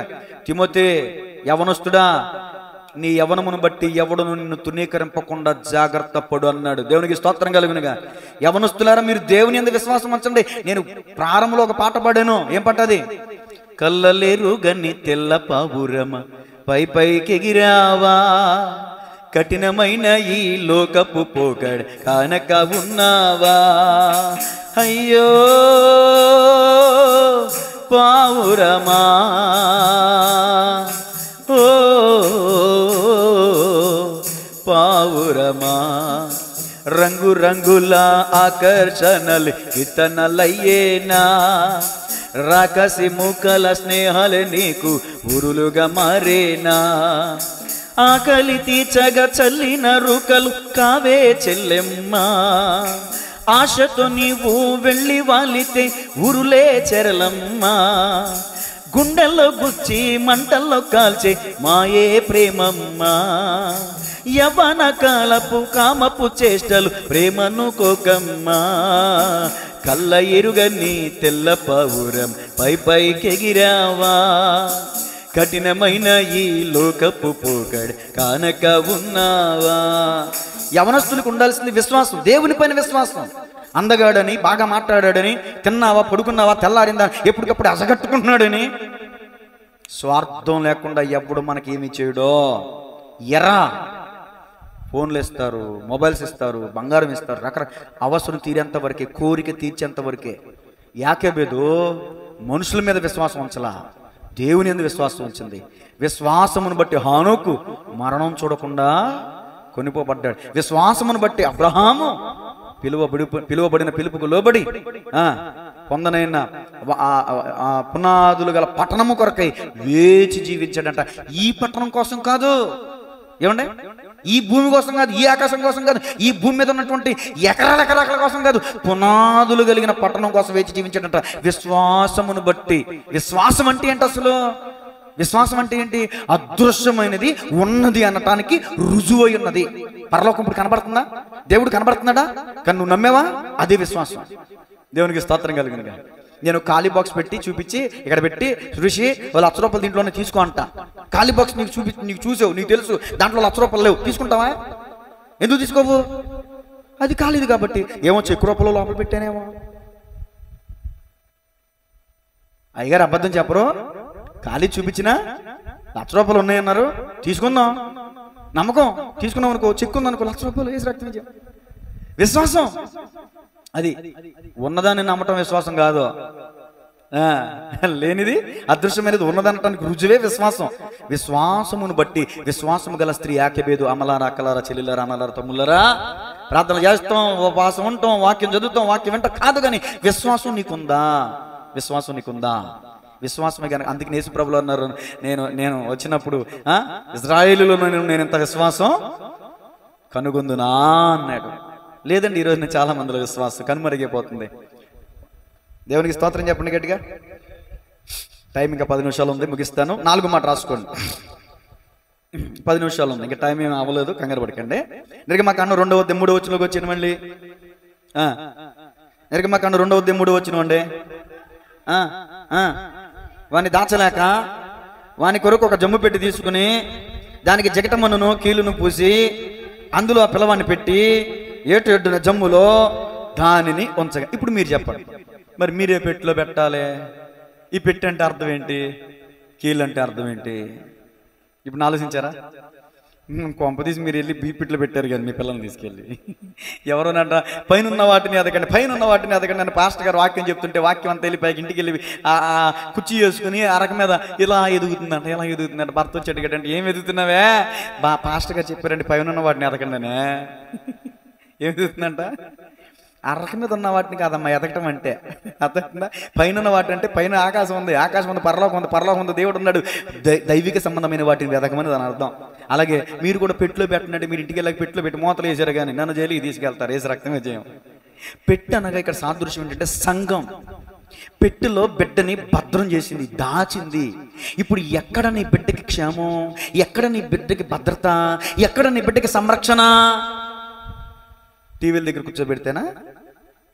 పార్కులకి తిప్పితేనా? ఈదులంట వదిలేస్తేనా? కుక్కలు, పిచ్చ కుక్కలు తిరుగుతున్నాయి ఈరోజు. ఆంబోతులు మామూలుగా తిరగట్లా. అర్థమవుతుందా? పిల్లల్ని ఒక కంట కండి పెట్టుకుని భద్రం చేసుకుని ఉంచాలా. పిల్లలు ఖాళీగా ఉంటే ఏదో ఒకటి తొంటర పనులు చేస్తారు కాబట్టి వాళ్ళకి ఖాళీ లేకుండా అమర్చి ఉండుట, ఊడ్చి ఆ ఇల్లు ఊడ్చి అమర్చి ఉండుట చూసి, ఖాళీగా ఉండటం చూసి ఒక దెయ్యం ఎన్ని ఏళ్ళు తీసుకొచ్చిందంట. మనం ఖాళీగా ఉన్నప్పుడే సైతాన్ని కూడా వచ్చి కూర్చుంటాడు మన దగ్గరికి. అందుకని పిల్లలకు కూడా ఖాళీ లేకుండా ఉండాలనే 10 అధ్యాయాలు చదవడం. మన 150 అధ్యాయాలు చదివేశారు. ఋషి, జాబిల్లి, సంకీర్తన చదివేసావా? ఇంకా ఉందా? కొద్దిగా ఉందా? ధన వీళ్ళందరూ చప్పట్లు కొట్టినా సరే చదివాడు కానీ అల్లరి కూడా చేసాడు అప్పుడప్పుడు మన ఋషి గారు. అలా పెద్దనాన్న గారి ఇంటికి వెళ్ళిపోయి చూసి నాకు తెలుసు అన్ని. నాకు అన్నీ కనబడతాయి, నాకంటే పడతాయి అన్నీ. దేవునికి స్తోత్రం. కాబట్టి గమనించాలి, జమ్ము పెట్టి అంటే, జమ్ము పెట్టే అంటే దాని అర్థం సంఘము. సంఘము. జమ్ము పెట్టికి కీలు పూసి, జమ్ము పెట్టికి కీలు పూయిపోతే నీళ్ళు ఏమైపోతాయి? అక్కడ నీళ్ళకి దేనికి సాదృశ్యం? లోకం. అక్కడ నీళ్ళకి వెళ్ళి వాక్యం కాదు, కొన్ని సందర్భాలను బట్టి పోల్చాలి మనం. ఇక్కడ పెట్టనగా సంఘం, నీరనగా లోకం. లోపలికి నీరు వెళితే పెట్టె మునిగిపోతే బిడ్డ చచ్చిపోతాడు. అంటే లోకం బిడ్డలోకి రాకూడదు. వెలుపల ఉన్న నీరు పడవలోనికి వస్తే పడవ ఏమైపోద్ది? విని ఏమైపోద్ది? ఎక్కడున్నారు మీరు? ఎక్కడ ఉన్నారా? వెలుపల ఉన్న నీరు పడవలోనికి వెళ్తే పడవ మునిగిపోద్ది, జమ్ముపెట్టులోకి వెళ్తే జమ్ముపెట్టు మునిగిపోద్ది. నేను అంటాను, లోకం నీ బిడ్డ జీవితంలోకి వస్తే నీ బిడ్డ జీవితం ఏమైపోద్ది? మరి బిడ్డ ఈ రోజున నీ బిడ్డలు లోకస్తులుగా ఉన్నారు, ఆత్మీయులుగా ఉన్నారా? లోకస్తులుగా ఉన్నారు. కారణం ఏంటి తెలుసా? నీ బిడ్డని చిన్నప్పుడు నువ్వు జమ్ముపెట్టులో పెట్టలా, అంటే సంఘంలో పెట్టలా, అంటే దేవుని చేతిలో పెట్టలా, దేవుని చేతికి నువ్వు అప్పగించలా. రాసుకోండి, చదవద్దు, టైం అయిపోయింది. కీర్తన 32:7, నా దాగు చోటు నీవే అంటాడు కీర్తనాకారుడు. ఏంటండి? బండ సందులలో ఏం దొరుకుతాయండి? కుందేలు పిల్లలకి అపాయం వస్తే ఎక్కడ దొరుకుతాయి? బండ సందులు. బండ దేనికి సాదృశ్యం? బండ క్రీస్తే. అపాయం వస్తే దాక్కొనడానికి కుందేలు పిల్లలకి తెలుసు బండ సందుల్లోకి వెళ్ళాలని. మరి నీ బిడ్డలకు తెలుసా? అపాయం వస్తే, ఆపద ఎదురైతే, కష్టం ఎదురైతే మోకాళ్ళేసి ప్రార్థన చేయాలని బిడ్డలకి తెలుసా? ఆ బిడ్డలకి ప్రార్థన చేయాలని అనుభవం ఉందా? నీతో పాటు నీ బిడ్డలకి ప్రార్థించే అనుభవం నేర్పించావా? అసలు అద్భుతం ఏంటంటే, దమస్కు వాడైన ఎలియాజరు ఒక అన్యుడు అండి. దమస్కు వాడు అన్యుడు. అబ్రహాము తన యజమానుడు, అంటే ఎలియాజరు యొక్క యజమానుడు అబ్రహాము ఒక పనపగిస్తే ఆ ఎలియాజరు ప్రార్థనాపూర్వకంగా వెళ్ళాడండి. ఆ ఎలియాజరు మోకాళ్ళు వేసాడండి. ఆ ఎలియాజరు మోకాళ్ళు వేస్తే వెనకాల ఉన్న ఒంటులు కూడా మోకరించినంత. ఈరోజు నీ మధ్యకాలంలో నేను చూసా, సతీష్ కుమార్ అయ్య గారు పెంచుకునే ఆ శునక మహారాజు, శకునం కాదు, ఒకప్పుడు తేలిక శకునం అన్న. శునకం అంటే కుక్కే కదా. ఎందుకంటే శునకాన్ని కూడా కుక్కని పిలవకూడదంట, కేసు అంట. రాజశేఖర రెడ్డి గారి భార్య కుక్కను చంపితే కేసు అంట. జాగ్రత్త అమ్మా, అర్థమవుతుందా? ఇప్పుడు ఏం చెప్తున్నాను? శునక మహారాజు ముందున్నాడు. సతీష్ గారు ఆహారం పెట్టారు. ఆయనక ఆహారం చూస్తుంది. ఆయన ప్రేయర్ అనగానే కళ్ళు మూసుకుంది. ఆయన ప్రేయర్ చేసి ముగించగానే ఆమె అనగానే ఆవురావురమంట తింది. చప్పట్లు కొట్టండి. జంతువుకి నేర్పించారు అయ్యగారు అక్కడ. మరి నువ్వు పిల్లలకి నేర్పలేకపోతున్నావు ఏంటి? ప్రార్థన తింటారు ఆయన, పర్లేదులే, నేను ప్రార్థన చేసేది, పొయ్యి మీద ప్రార్థన చేసేదిలే, నువ్వు తినేసి వెళ్ళిపో, బాత్రూంలోకి వెళ్ళిపో. తింటా ఇదే పని. ఈ మాట అనకూడదు, క్షమించాను. నా జనులు ప్రార్థన చేయక ఆహారము, కొంతమందికి దిండి దాసబాబు గారు అంటారు ఈ మాట, ప్రభా నీకు స్తోత్రం నాకు ఆత్రం, గుడుకు మింగేస్తారంట. నీకు స్తోత్రం నాకు ఆత్రం. చిన్న ప్రార్థన కూడా చేయరండి. అయ్యా, ఈ ఆహారం లేక అలమటించిపోతున్న వాళ్ళు ఎంతో మంది ఉన్నారు. ఈ దీనుని జ్ఞాపకం చేసుకున్నావు, కడుపు నుండి ఆహారం ఇచ్చావు, నీకు వందనాలు. ఈ ఆహారం తిన్నాక ఇది అరగాలి ప్రభువా, ఆరోగ్యం ఉండాలి ప్రభువా. ఈ ఆహారం లేని వాళ్ళకి కూడా, పేదలు కూడా ఆహారం తెచ్చే ప్రభువా. వండిన వాళ్ళని, వడ్డించిన వాళ్ళని, ధన సహాయం చేసిన వాళ్ళని దీవించు ప్రభువా. యేసునామములో అడుగుతున్న ప్రార్థన. ఆమె అయిపోయింది. 2 నిమిషాలు, 1 నిమిషం కూడా పట్ల. ఈ చూడండి, మీరు ఎవరికైనా పెట్టి చూడండి, చిన్న ప్రార్థన కళ్ళు మూసుకుని చేస్తారేమో, చేయరు. వాళ్ళు కృతజ్ఞతహీనులు, భక్తిహీనులు. కానీ వాళ్ళ కాదు. దేవుని స్తోత్రం చెప్పండి. సరే, నేను జంపు పెట్టి దగ్గర ఉన్నాను కదా. జమ్ము పెట్టి అంటే సంఘం, సంఘానికి సాదృశ్యం. కీర్తన 61:4 చదవండి. కీర్తన 61:4 ముగింపులోకి వస్తున్నా. చదవండి అమ్మా తొందరగా. యుగ యుగములు నేను నీ గుడారములో నివసించేదను, అదిగో నీ రెక్కల చాటున దాగుకుందును. మోషేని యాకోబు దేవుని చెత్తలకి అప్పగించి ప్రార్థన చేసి ఉంటుంది. ఇలా జమ్ము పెట్టి వదిలినప్పుడు ఈ పెట్టి, ప్రభువా నీ కను దృష్టి పెట్టిపై ఉంచు, ఈ పెట్టెలో ఉన్న నా బిడ్డపై ఉంచు, ఎలాంటి అపాయం రానియద్దు, ఏ అపాయం నీకు దరి చేరదన్నావు, నీ పాదములకు రాయి తగలదన్నావు, ఏ తెగులు నీ గుడారం సమీపించదన్నావు, నా బిడ్డ నీ చేతులకు అప్పగిస్తున్నాను ప్రభువా అని నీటిలో వదులుంటది. ఆ నీటిలో వదులుతూనేమన్నా సరదానా అమ్మకి? ఎక్కడైనా కెరటం వచ్చేవచ్చు, సుడిగుండాలు వచ్చేవచ్చు, మునిగిపోవచ్చు. ఎంత భయం! బిక్కు బిడ్డ భీతితో ప్రార్థన పూర్వకం వదులుంటది. దేవుడు ప్రార్థన ఆలకించాడు. వెళ్ళాల్సిన చోటుకి వెళ్ళింది. వెళ్ళే చోటికి దేవుడు గిల్లాడేమో అనుకుంటా ఆ బిడ్డ ఏడ్చాడు. చూడాల్సిన వాళ్ళు చూశారు. ఫరో రాజకుమార్తె చూసింది, పిలిపించింది, ఆ పెట్టి తీసుకొచ్చింది. ఆ పెట్టి ఓపెన్ చేస్తే బిడ్డ ఏడుస్తున్నాడు. దయ పుట్టింది. ఎస్తేరును చూసినప్పుడు రాజుకు దయ పుట్టినట్టు మోషేను చూస్తే ఫరో కుమార్తెకి ఏం పుట్టింది? దయ పుట్టింది. అక్కొచ్చి అడుగుతుంది, ఈ బిడ్డని పెంచడానికి ఎవరన్నా తీసుకురానా? తీసుకురామ్మా. ఆ తల్లినే తీసుకొచ్చింది. ఆ తల్లి కన్న తల్లికి ఆ ఫరో కుమార్తె ఇచ్చి అంటుంది, ఈ బిడ్డనే నా కొరకు ఫరో కుమార్తె యాకోబుకి ఇచ్చి, తన బిడ్డని తనకిచ్చి నా కొరకు పెంచమంది. దీని అర్థం ఏంటో తెలుసా? దీనిలో ఉన్న సత్యం ఏంటో తెలుసా? నీ బిడ్డే, నువ్వే మోసావు, నువ్వే కన్నావు, నువ్వే పెంచావు. అయితే దేవుని కుమారుడు ఏమన్నాడు తెలుసా? అక్కడ ఫరో కుమార్తె, ఇక్కడ దేవుని కుమారుడు అని ఏసేమంటారు తెలుసా? ఈ బిడ్డనే ఎవరి కోసం పెంచు? నా కోసం పెంచు. దేవునికి స్తోత్రం కలిగిందిగా. అది కూడా ఉన్న మర్మం. అక్కడ ఫరో కుమార్తె యాకోబేదుకు చెప్పింది, ఈ బిడ్డ నా కొరకు పెంచు. ఇప్పుడు దేవదేవుడు దేవుని కుమారుడు నీతో చెప్తున్నాడు, నీకిచ్చిన బిడ్డని నీకిచ్చి నీ చేతిలో పెట్టి నా కోసం పెంచు, నీ స్వార్థం కోసం కాదు. ఈ లోకంలో లక్షల రూపాయలు సంపాదించాలని కాదు, కోట్లకు పడగొప్పాలని కాదు, ఈ లోకంలో ఏవో మేడమిద్దలు సంపాదించాలని కాదు, ఆత్మలు సంపాదించాలని భారంతో పెంచు. గట్టిగా చప్పట్లు కూడా దేవుని మనం మహిమపరుద్దాం. ఎవరికి స్తోత్రం కలుగునుగా. ఆ భారం అతనికి వచ్చింది లేదో చూస్తే మీకు అర్థమైంది. 5వ మాట రాసుకోండి, దైవికమైన బోధలో శిక్షణలో పెంచిన స్త్రీ. 5వ మాట, దైవికమైన బోధలో శిక్షణలో పెంచిన స్త్రీ. ఇది మీకు ఎలా తెలుసండి? హెబ్రీ పత్రిక 11వ అధ్యాయం. ఏమా ఆఖరి మాట చెప్పి ముగిస్తానమ్మా, ఓకేనా? హెబ్రీ పత్రిక 11వ అధ్యాయం 24 నుంచి కొన్ని విషయాలు. మోషే పెద్దవాడైనప్పుడు విశ్వాసమును బట్టి, మీరు చదివితే బాగుంటుంది, ఐగుప్తు ధనము కంటే క్రీస్తు విషయమైన నింద గొప్ప భాగ్యమని ఎంచుకుని, అక్కడ ఆగండి, మళ్ళీ చదువుదాం, కంటిన్యూ అవుతాం, మిస్ అవ్వకుండా అక్కడే ఉంచండి. ధనం గొప్పదంటున్నాడా, నింద గొప్పదంటున్నాడా? అది మరి మీ దృష్టిలో ధనం గొప్పదా, నింద గొప్పదా? నింద ఒక 100 అన్నాడు అయ్యారు ఏసన్న గారు. ఏసన్న గారిది పూరి గుడిసె అంట. పూరి గుడిసె అయితే ఏదో తుఫాను వస్తే అందరూ పుకారు పుట్టించారంట, ఏసన్న గారు గుడారం పడిపోయింది, ఏసన్న గారు గుడారం పడిపోయింది, ఇక అయిపోయింది, ఇక ఆయన చరిత్ర అయిపోయిందని.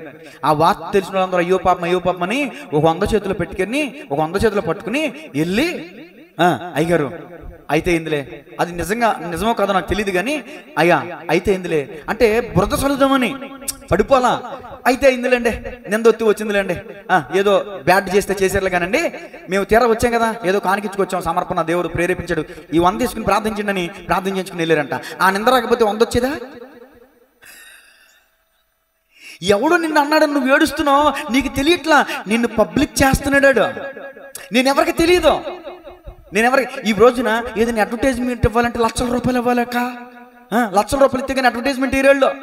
కానీ మన శత్రువులు మన దగ్గర పైసా కూడా ఆశించకుండా మన గురించి ఫ్రీ పబ్లిసిటీ చేస్తూ ఉంటారు. చప్పట్లు కొట్టండి సరే. నింద ఒక 100 అన్నట్టు నేనంటాను, నింద ఒక బలం.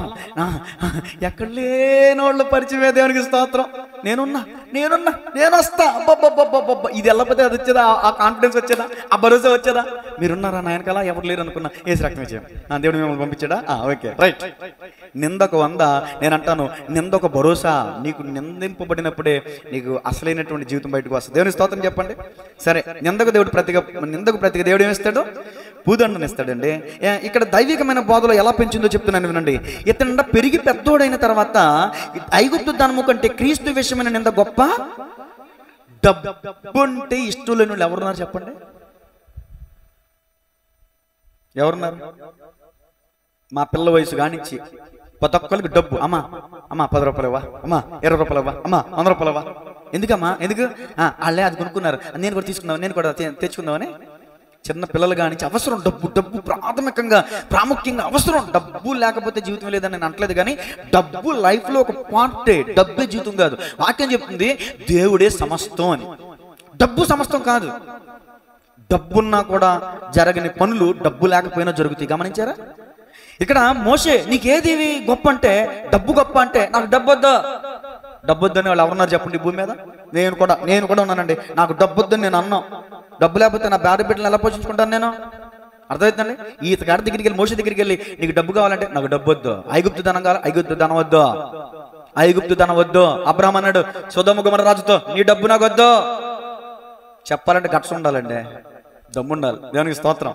మనకు లేదు ఆ దమ్ము. డబ్బు దగ్గర పడిపోతాం మనం, డబ్బు దగ్గర ఆగిపోతాం మన విశ్వాసం. అందుకే యేసు ప్రభువు వారు అన్నారు, ఒంటె సూది ధనవంతుడు పరలోక రాజ్యంలో ప్రవేశించడం కంటే ఒంటె సూది బెజ్జలో దొరుట. అసలు దారం ఎక్కెత్తాకే మనకు 30 తిప్పలు పడతాం కదా, ఒంటి దూరేద్దంట. కానీ ధనవంతుడు మాత్రం పరలోకానికి. మోషే ధనపిచ్చి కలిగిన వాడు కాదు, మోషే ధనాపేక్ష కలిగిన వాడు కాదు. ఈ రోజున నీ పిల్లలు డబ్బు డబ్బు డబ్బు డబ్బు డబ్బు అన్నారంటే, నువ్వు చిన్నప్పుడు వాక్యమని పాలు పోసి పెంచలా యాకోబేదుకులాగా. వాక్యమే సర్వస్వం అండి, వాక్యమే ఆస్తి, గొప్ప ఆస్తి అండి, వాక్యమే దేవుడు అండి. ఈ బిడ్డకి పాలిస్తూ, నాయనా ఇదిగో దేవుడని యెహోవా గొప్పతనం చెప్పింది అనుకుంటా నేను. దేవుడు సర్వసృష్టిని కలగజేసిన వాడు, సర్వశక్తిమంతుడు, సర్వోన్నతుడు, సర్వకృపానిధి కలిగిన దేవుడు. నిన్ను ప్రార్థన చేసి నైలు నదిలో వదిలితే నువ్వు చచ్చిపోకుండా నిన్ను బతికి రక్షించి మరల నా చేతులకు అప్పగించాడు రా దేవుడు. దేవుడు అంత గొప్ప దేవుడు రా, ప్రార్థన ఆలకించేవాడు రా, చూసేవాడు రా, ఆయన ఉన్నవాడు రా అని ఆ తల్లి బిడ్డకి పాలిస్తూ ఆ మాటలనే చెప్పి పెంచింది అనుకుంటాను నేను. నువ్వేం మాటలు పెంచుతావు? రే నానంతో మాట్లాడికే, ఇది ఆ పక్కింటికి వెళ్ళకే, వాళ్ళతో మాట్లాడికే, ఇలా కొడితే కొట్టేయే, నువ్వేం నేర్పావు? నీ పిల్లలకు నువ్వేం నేర్పుతున్నావు? రెస్పెక్ట్, సంస్కారం లేని చదువు నేర్పుతున్నారు ఈ రోజున. సంస్కారం లేదు, పెద్దలను ఎలా పిలవాలో కూడా సంస్కారం లేదు ఈ రోజున. నేను అంటాను, వాక్యమనే పాలిస్తూ ఆ తల్లి భయభక్తులు నేర్పించింది కాబట్టి అతడు పెరిగి పెద్దవాడైనప్పుడు నాకు ఐగుప్తు ధనవద్దు అన్నాడు. ఇంకేం వద్దు అన్నాడు చూడండి. ఎంచుకుని అల్పకాల పాప భోగం అనుభవించుట కంటే దేవుని ప్రజలతో శ్రమ అనుభవించుట మేలని యోచించి, ఇంకొక మాట, ఫరో కుమార్తె యొక్క కుమారుడు అనిపించుకొనుటకు ఒప్పుకొనలేదు. ఎలా అనగా అతడు ప్రతిఫలముగా కలగబోవు బహుమానమందు దృష్టి ఉంచెను. విశ్వాసమును బట్టి అతడు అదృశ్యుడైన వారిని చూచుచున్నట్లు స్థిరబుద్ధి గలవాడై రాజాగ్రహమునకు భయపడక ఐగుప్తుని విడిచిపోయాను. ఒకప్పుడు తల్లి భయపడలేదు రాజాజ్ఞకి, ఇప్పుడు రాజాగ్రహానికి మోషే భయపడలేదు. ఎక్కడి నుంచి వచ్చింది బ్లడ్? తల్లి ఉగ్గు పాలు పోసి పెంచింది, వాక్యమని పాలు పోషించింది. మన దేవునికే భయపడాలా కానీ రాజులకి భయపడకూడదురా అని చెప్పి పెంచింది. రాజుకి భయపడాల, ఫరోకి భయపడాలా. అతను పెరిగి పెద్దవాడిన తర్వాత ఏం బుద్ధి వచ్చిందో తెలుసా? అపోస్తుల కార్యాలు 7:3 అపోస్తుల కార్యాలు 7:3 నీవు నీ దేశమును నీ స్వజమును విడిచి 13 చదవండి.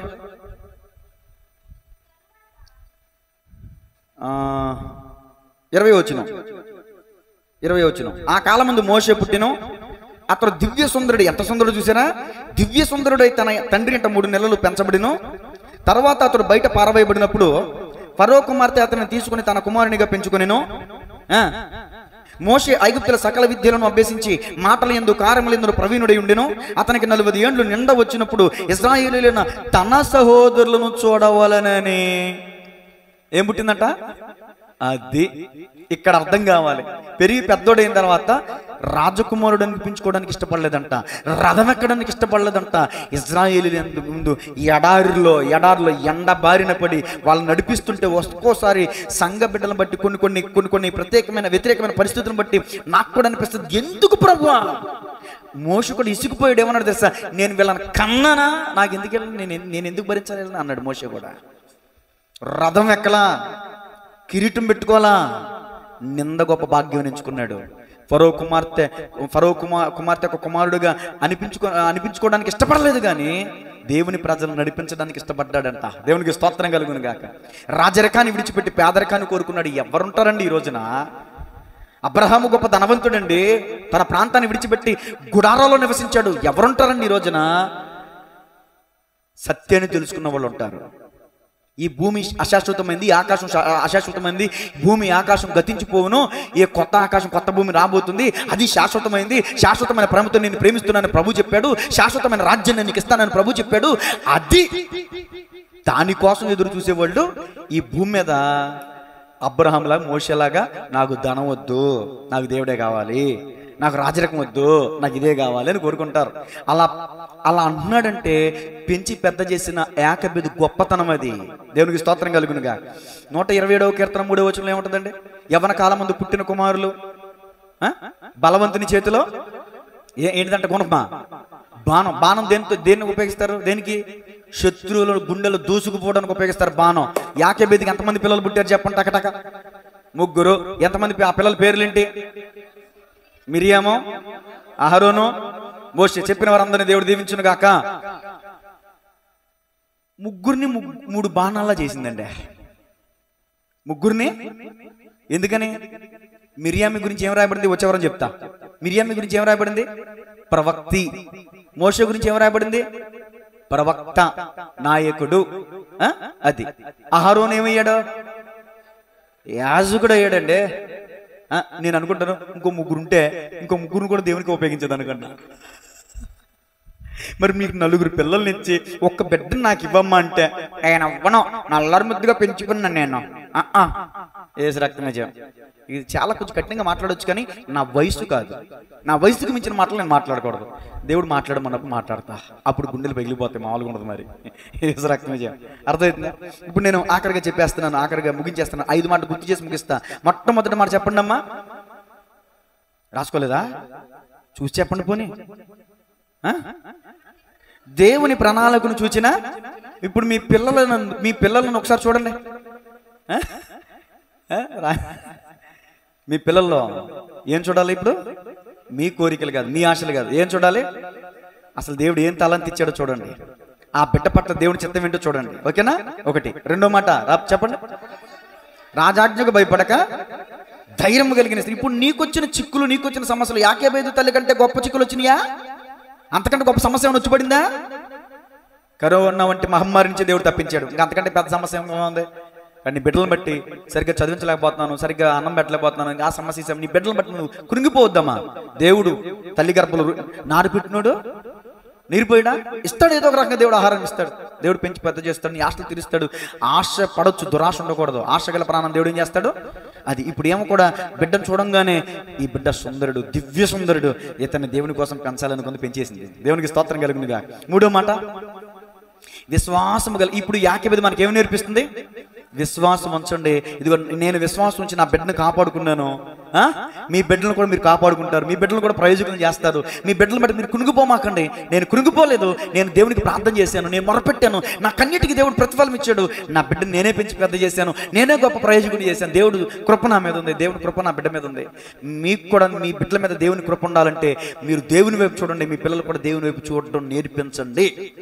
నాలుగో మాట, బిడ్డను దాచి జమ్ము పెట్టిలో ఉంచిన స్త్రీ. ఇప్పుడు మీ పిల్లల్ని ఎక్కడ ఉంచాలని నేర్పుతుంది యాకోబు. నేను అపాయకరమైన దినాల్లో నా బిడ్డకి అపాయం రాకుండా జమ్ము పెట్టిలో పెట్టాను. ఇప్పుడు మీరు కూడా ఏం చేయాలి? దేవుడు ఏమంటారో తెలుసా?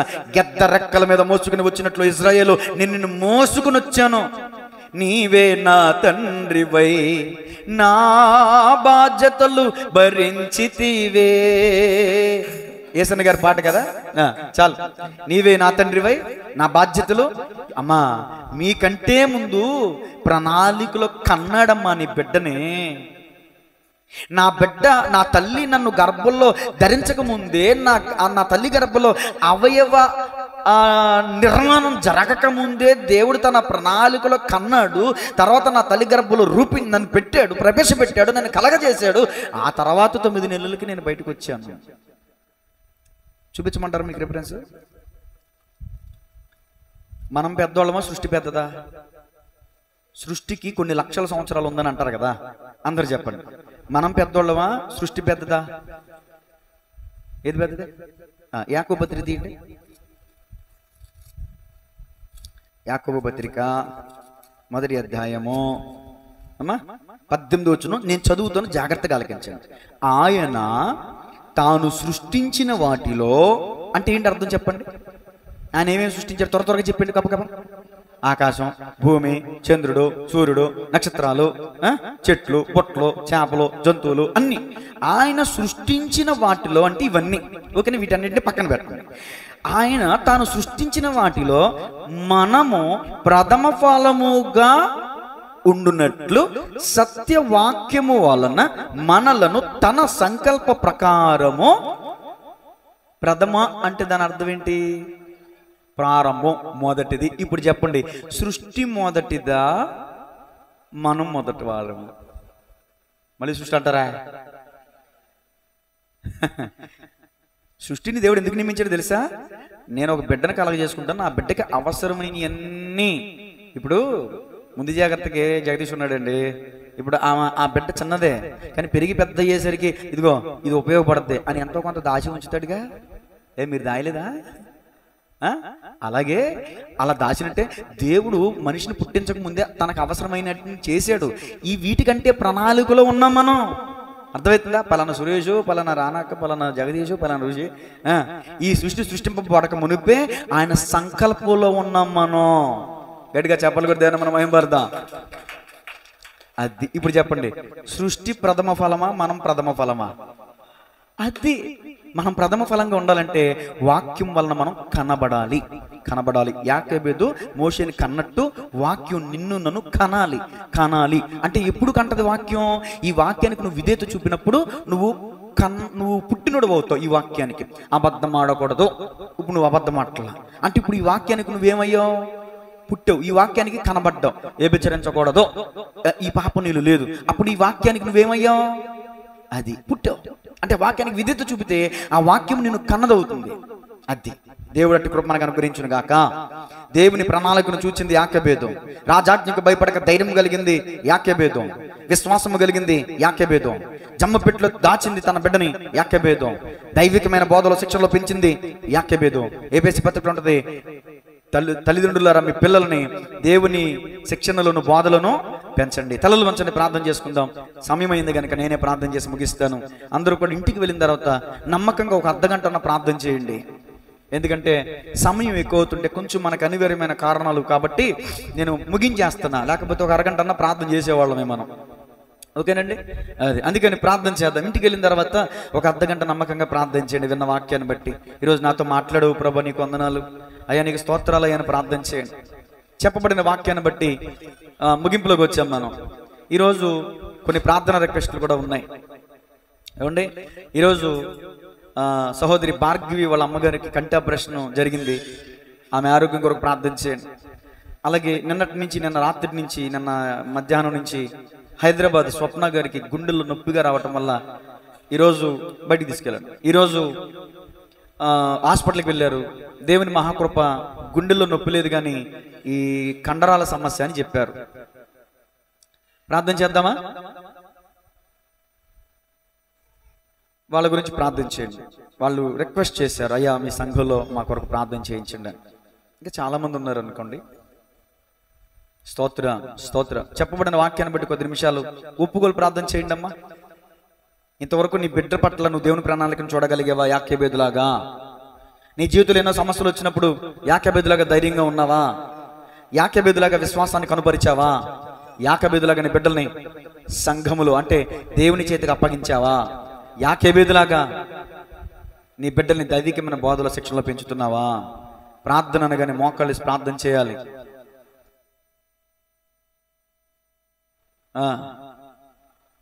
స్తోత్రం ప్రార్థన. దేవుడు చూస్తున్నాడండి మనల్ని. అమ్మ, యేసే పాదాలని ముందు నిలబడున్నాయి, నీ పెదవులు కదులుతున్నాయి. మరి నువ్వేం ప్రార్థన చేస్తున్నావో దేవుడు వింటున్నాడమ్మా. ఆయన వింటాడు, వినే దేవుడు, ఆయన ఆలకించే దేవుడు. నీ హృదయంలో ఆలోచనలు ఏమనుకుంటున్నావు కూడా ఆయనకి తెలుసు. విన్న వాక్యం నీ హృదయం ఎంత కదిలించబడిందో కూడా ఆయనకి తెలుసు. విని విధేయత చూపిస్తున్నావో విమర్శిస్తున్నావో ఆయనకి తెలుసు. విని భయపడి వణుకుతున్నావో లేదా అహంకారం కలిగి అతిశయిస్తున్నావో ఆయనకి తెలుసు. ఎందుకంటే అంతరింద్రియాలను కలగజేసిన వాడు ఆయన. అంతరింద్రియాలను పరిశీలించలేడా?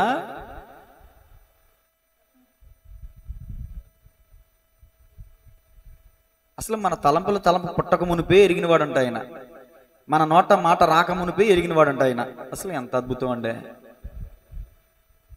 యాకోబు తల్లి ఈరోజు మనకు మంచి పాఠాన్ని నేర్పించారు. నువ్వెలా ఉండాలో, నీ బిడ్డల్ని ఎలా పెంచాలో చక్కని ఆత్మీయ పాఠం నేర్పించింది. 5 విషయాలు. ప్రార్థన. ఒప్పుకోండి. నేను అలా చేయలేకపోయాను ప్రభు, ఇక నుంచైనా నేను ప్రయాసపడతానయ్యా. ఇక నుంచైనా నా బిడ్డల్ని హస్తాలకు అప్పగించి నా బిడ్డ రక్షణ కొరకు ప్రార్థన చేస్తాను. మోషే రక్షించబడ్డాడు నైలు నదిలో నుంచి. ఈ లోకం అనే పాపంలో నుంచి నీ బిడ్డలు రక్షించబడొద్దా? నీటిలో నుంచి మోషే తీయబడినట్టు ఈ లోకపు పాపములో నుంచి నీ బిడ్డలు తీయబడొద్దా? నీటిలో లోకములో ఉన్న నీ బిడ్డ తీయబడాలి ఈరోజు. యాకోబు ఎంతగా నీరు విడిచి ప్రార్థన చేసిందో కదా తన బిడ్డ రక్షణ కొరకు. రాజుల కుటుంబీకుల్లోకి వెళ్ళాడండి. అబ్బాబ్బాబ్బాబ్బా, కనిపిస్తే చంపే సైనికులే ప్రొటెక్షన్ ఇచ్చారు. అది యాకోబు ప్రార్థన జీవితం, యాకోబు తల్లి యొక్క భక్తి జీవితం. అందుకనే ఆమె ధైర్యంగా ఉండగలిగింది. ఈరోజు నీలో పిరిగితనం ఉందంటే నీలో విశ్వాసం లేదన్నమాట, నీలో భక్తి లేదన్నమాట, నీలో నీతి లేదన్నమాట. నీతిమంతులే సింహంలో ధైర్యంగా ఉంటారు. భక్తి చేసేవారు, నిజమైన భక్తి చేసేవారు ధైర్యంగా యథార్థంగా ఉంటారు. స్తోత్రమయ, స్తోత్రమయ, స్తోత్రమయ, స్తోత్రమయ. నీ బిడ్డల కోసం స్వార్థపూరితంగా ఆలోచించావా ఇంతవరకు? హన్నా అనుకుంటుంది, అయ్యా నాకు బిడ్డని దయచేయి, ఆ బిడ్డని కలెక్టర్ చేస్తానులా నీ సన్నిధికి ఇచ్చేస్తా, ఇదిగో నీ మందిరంలో కొరత ఉందిగా యాజకునికి ఇచ్చేస్తా. ఏలి వృద్ధులైపోయాడు, తన పిల్లలు దుర్మార్గులైపోయారు, సరిగ్గా సేవ చేసేవాళ్ళు లేరు కదా మందిరంలో. చూసింది మందిరంలో కొరత, పని ఎంత విస్తారంగా ఉంది, కోత సిద్ధంగా, ఇదిగో కోయివారు తక్కువైపోయారు, కోయివారు, ఇది కోతకు సమయం, పనివారి తరుణం. అది ఇవ్వగలవా అన్నావలే? యాకెబెదలాగా బిడ్డ చేయగలవా? నువ్వన్నా ఉండగలవా? యాకెబెదలాగా జీవించగలవా? హన్న పుట్టిన తర్వాత మాట మార్చలా, పాలు విడిచిన తర్వాత, పాలు మానిపించిన తర్వాత ఎంత బాధ అయినా, ఎంత కష్టమైనా, ఎంత ఇబ్బంది అయినా, పాలు మానిపించిన వెంటనే ఇక ఆ బిడ్డను చూడకుండా విడిచిపెట్టి వచ్చేసింది, వెనక్కి తిరిగి చూడకుండా. ఆ బిడ్డ కూడా చరిత్రకారులు చెప్తారు, దేవుని మందిరంలో విడిచిపెట్టేస్తానంట, అమ్మా అమ్మా అని ఏడుస్తూ వెనక్కి తిరిగిన వాడు కాదంట సమూయేలు. వెళ్ళిపోయాడంటే యాజకుడి దగ్గరికి ప్రార్థన చేయడానికి. అంటే ఆ తల్లి ఎంత ట్రైనింగ్ ఇచ్చిందో చూడండి, ఎంత ట్రైనింగ్ ఇచ్చిందో చూడండి. అమ్మ వెళ్ళిపోతుంటే తిరిగి అమ్మామని ఆడవలేదంట సమూయేలు. బా, గుండె తరుక్కుపోతుంది అలాంటి మాటలు ఏంటంటే. ఏం చెప్తున్నావు, చంటి పెట్టే కదా అనుకుంటున్నావు. 3 నెలల లోపు దాచిందంట, 3 నెలలు దాచిందంట. ఎలా దాచింది? అసాధ్యం. సాధ్యమేనా 3 నెలల లోపు దాయాలంటే? సౌండ్ చేయకండి. భద్రం చేయగలుగుతున్నావు నీ బిడ్డల్ని, సాతాను దృష్టిలో పడిపోకుండా, సాతాను కబంధస్తాల్లో చిక్కుకుపోకుండా. దేనికి బానిసలైపోకూడదు నీ పిల్లలు. మాట్లాడితే ప్రార్థన, వాక్యం, దేవుడు, అంతే. యవనస్తులు దేని చేత తమ నడతను శుద్ధిపరుచుకుందరు? దేవుని వాక్యము చేతనే కదా. 1,00,000 రూపాయలు పెట్టి బండి కొనివ్వగలవు, యాక్సిడెంట్ కాకుండా కాపుదలు ఇవ్వగలవా? 1,00,00,000 రూపాయలు పెట్టి కారు కొనివ్వగలవు, కారుకి యాక్సిడెంట్ కాకుండా, నీ బిడ్డకి ఏం కాకుండా నువ్వు కాపాడగలవా? అందుకనే ప్రార్థన చేయాలి. దేవుడు సర్వాంతర్యామి, సర్వాధికారి. ఆయన ఎందుకు భయభక్తులు కలిగి ఉంటే దీర్ఘాయుష్మంతులు అవుతారంట. అది యాకెబేదు భయభక్తులు కలిగిన తల్లి, తన బిడ్డకు కూడా అదే నేర్పించింది. తాను ఒకటి తలిస్తే దైవం ఒకటి తలిచిందంట. అలా తలవలేదు ఇక్కడ. దేవుడు ఏమి తలిచాడో అదే తలిచింది యాకెబేదు కూడా. అది సుందరుడు, దివ్య సుందరుడు. బాబా, ఈ రోజున బిడ్డలను చూసి శాపాలు పెట్టే తల్లిదండ్రులు లేరా? ఆ శాపాలు తగిలి చచ్చిపోయిన పిల్లలు లేరా? క్షమించాలి. శాపాలు పెట్టకండి పిల్లల్ని. మన నోట ఆశీర్వచనమే రావాలి, శాపవచనం రాకూడదు. మనం దీవించాలి తప్ప శపించకూడదు. నీ పిల్లల్ని ఏనాడు పోతావురా? తప్పు తప్పు తప్పు తప్పు. అలవాట్లో పొరపాటుగా అంటున్నావా? ఏనాడు చేస్తావురా? చిచ్చి, కన్న తల్లి అయితే అలా తిడతదంటారా? కన్న పేగు బంధం ఉంటే అలా తిడతదంటారా? కన్న తల్లిలా ప్రవర్తించు. యోబు గ్రంథంలో ఉంటుంది, నిప్పుకోడి తన పిల్లలని తనవి కానట్టుగా పెంచుద్దంట, చెంత ఉండదంట. చిచ్చి, చెంత ఉండదంట నిప్పుకోడికి, కన్ను వదిలేస్తుందంట, చెంత ఉండదంట, తనవి కానట్టు ప్రవర్తిస్తుందంట. ఎంతమంది తల్లిదండ్రులు తన పిల్లలని పిల్లలు కానట్టు అక్రమ సంబంధాలకు అలవాటు పడిపోయి బిడ్డల్ని అడ్డంగా ఉన్నారని తొలగించుకోవాలని చూచే. చెప్పకూడదు ఇంకా, కసాయి.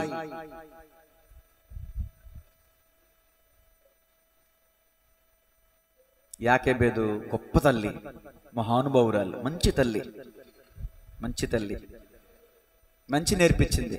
అతల్య ఉంది, మహాతల్లి, దుర్మార్గత నేర్పించిందంట కొడుక్కి. ఏం నేర్పిస్తున్నావమ్మా ఈరోజు నీ పిల్లలకి? అవి చూడు, ఇవి చూడు, అది చేయి, ఇది చేయి, అది మాట్లాడు, ఇది మాట్లాడు, ఇది తిట్టు, అది తిట్టు, ఆని కొట్టు, ఈని కొట్టు. ఇదాన్ని పిల్లలకు నువ్వు నేర్పించే భక్తి. మొక్క వంగనిది మానవ వంగునా అని అన్నారు. ఇప్పుడే వంచో. బెత్తం వాడని తండ్రి కుమారునికి విరోధంట. రేపొద్దున నీ బిడ్డ నీకు శత్రువైపోతాడు, జాగ్రత్త. బెత్తం వాడు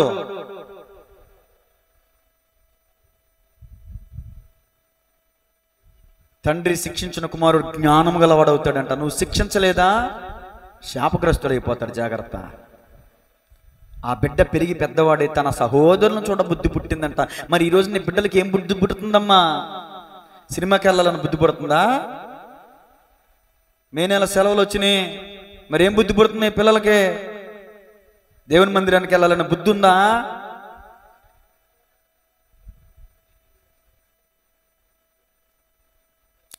పరిశుద్ధుడా, ప్రేమగల తండ్రి, నీ ఆత్మాభిషేకంతో నింపుకుని ప్రభా నిలబెట్టుకుని అయ్యా నన్ను వాడుకున్నందుకు మీకు వందనాలు. నాతోనే మాట్లాడారు ప్రభా, అయ్యా నాతోనే మాట్లాడారు. మీకు వందనాలు ప్రభా, స్తోత్రములు తండ్రి. నిజమే, వాక్యం చెప్పేవారికి వినేవారికి కూడా దోస్తుంది. అయ్యా నా హృదయాన్ని దూషింది నీ వాక్యం. నా బిడ్డలకి భయభక్తులు నేర్పాలి, వాక్యం నేర్పాలి, ప్రార్థన జీవితం నేర్పాలి. లోకంలో ఉన్నటువంటి వ్యర్థమైనవి కాదు ప్రభా నా బిడ్డలకు నేర్పాల్సిందే. అయ్యా యాకేబెదు తన 3 పిల్లల్ని మహానుభావులను చేసింది ప్రభా. ఆ తల్లి గర్భం ధన్యం, తన జీవితం ధన్యమైపోయింది కదా ప్రభా. అయ్యా ఈ రోజున ఈ మాటలు విన్న ప్రతి ఒక్కరిలో ఒక ఆలోచన పుట్టించి ప్రభా, నేను కూడా యాకేబెదు తల్లిలా ఉండాలి, నేను కూడా దేవుని ప్రణాళికను గుర్తించాలి అని అవగాహన నీ బిడ్డలకి దయచేయండి ప్రభా. మొదట నీ సంకల్పంలో ఈ బిడ్డలకు కన్నబడ్డారు, తర్వాత నేను కన్నానని ఆలోచన తల్లికి దయచే ప్రభా. నా బిడ్డను ఉప్పొంగిపోతుంది. అయ్యా నీకే వందనాలు. ఈ వాక్యం ద్వారా ఒక నూతనమైన ఆలోచన పదంలో మా కోణంలో మమ్మల్ని నడిపించినందుకు మీకు వందనాలు.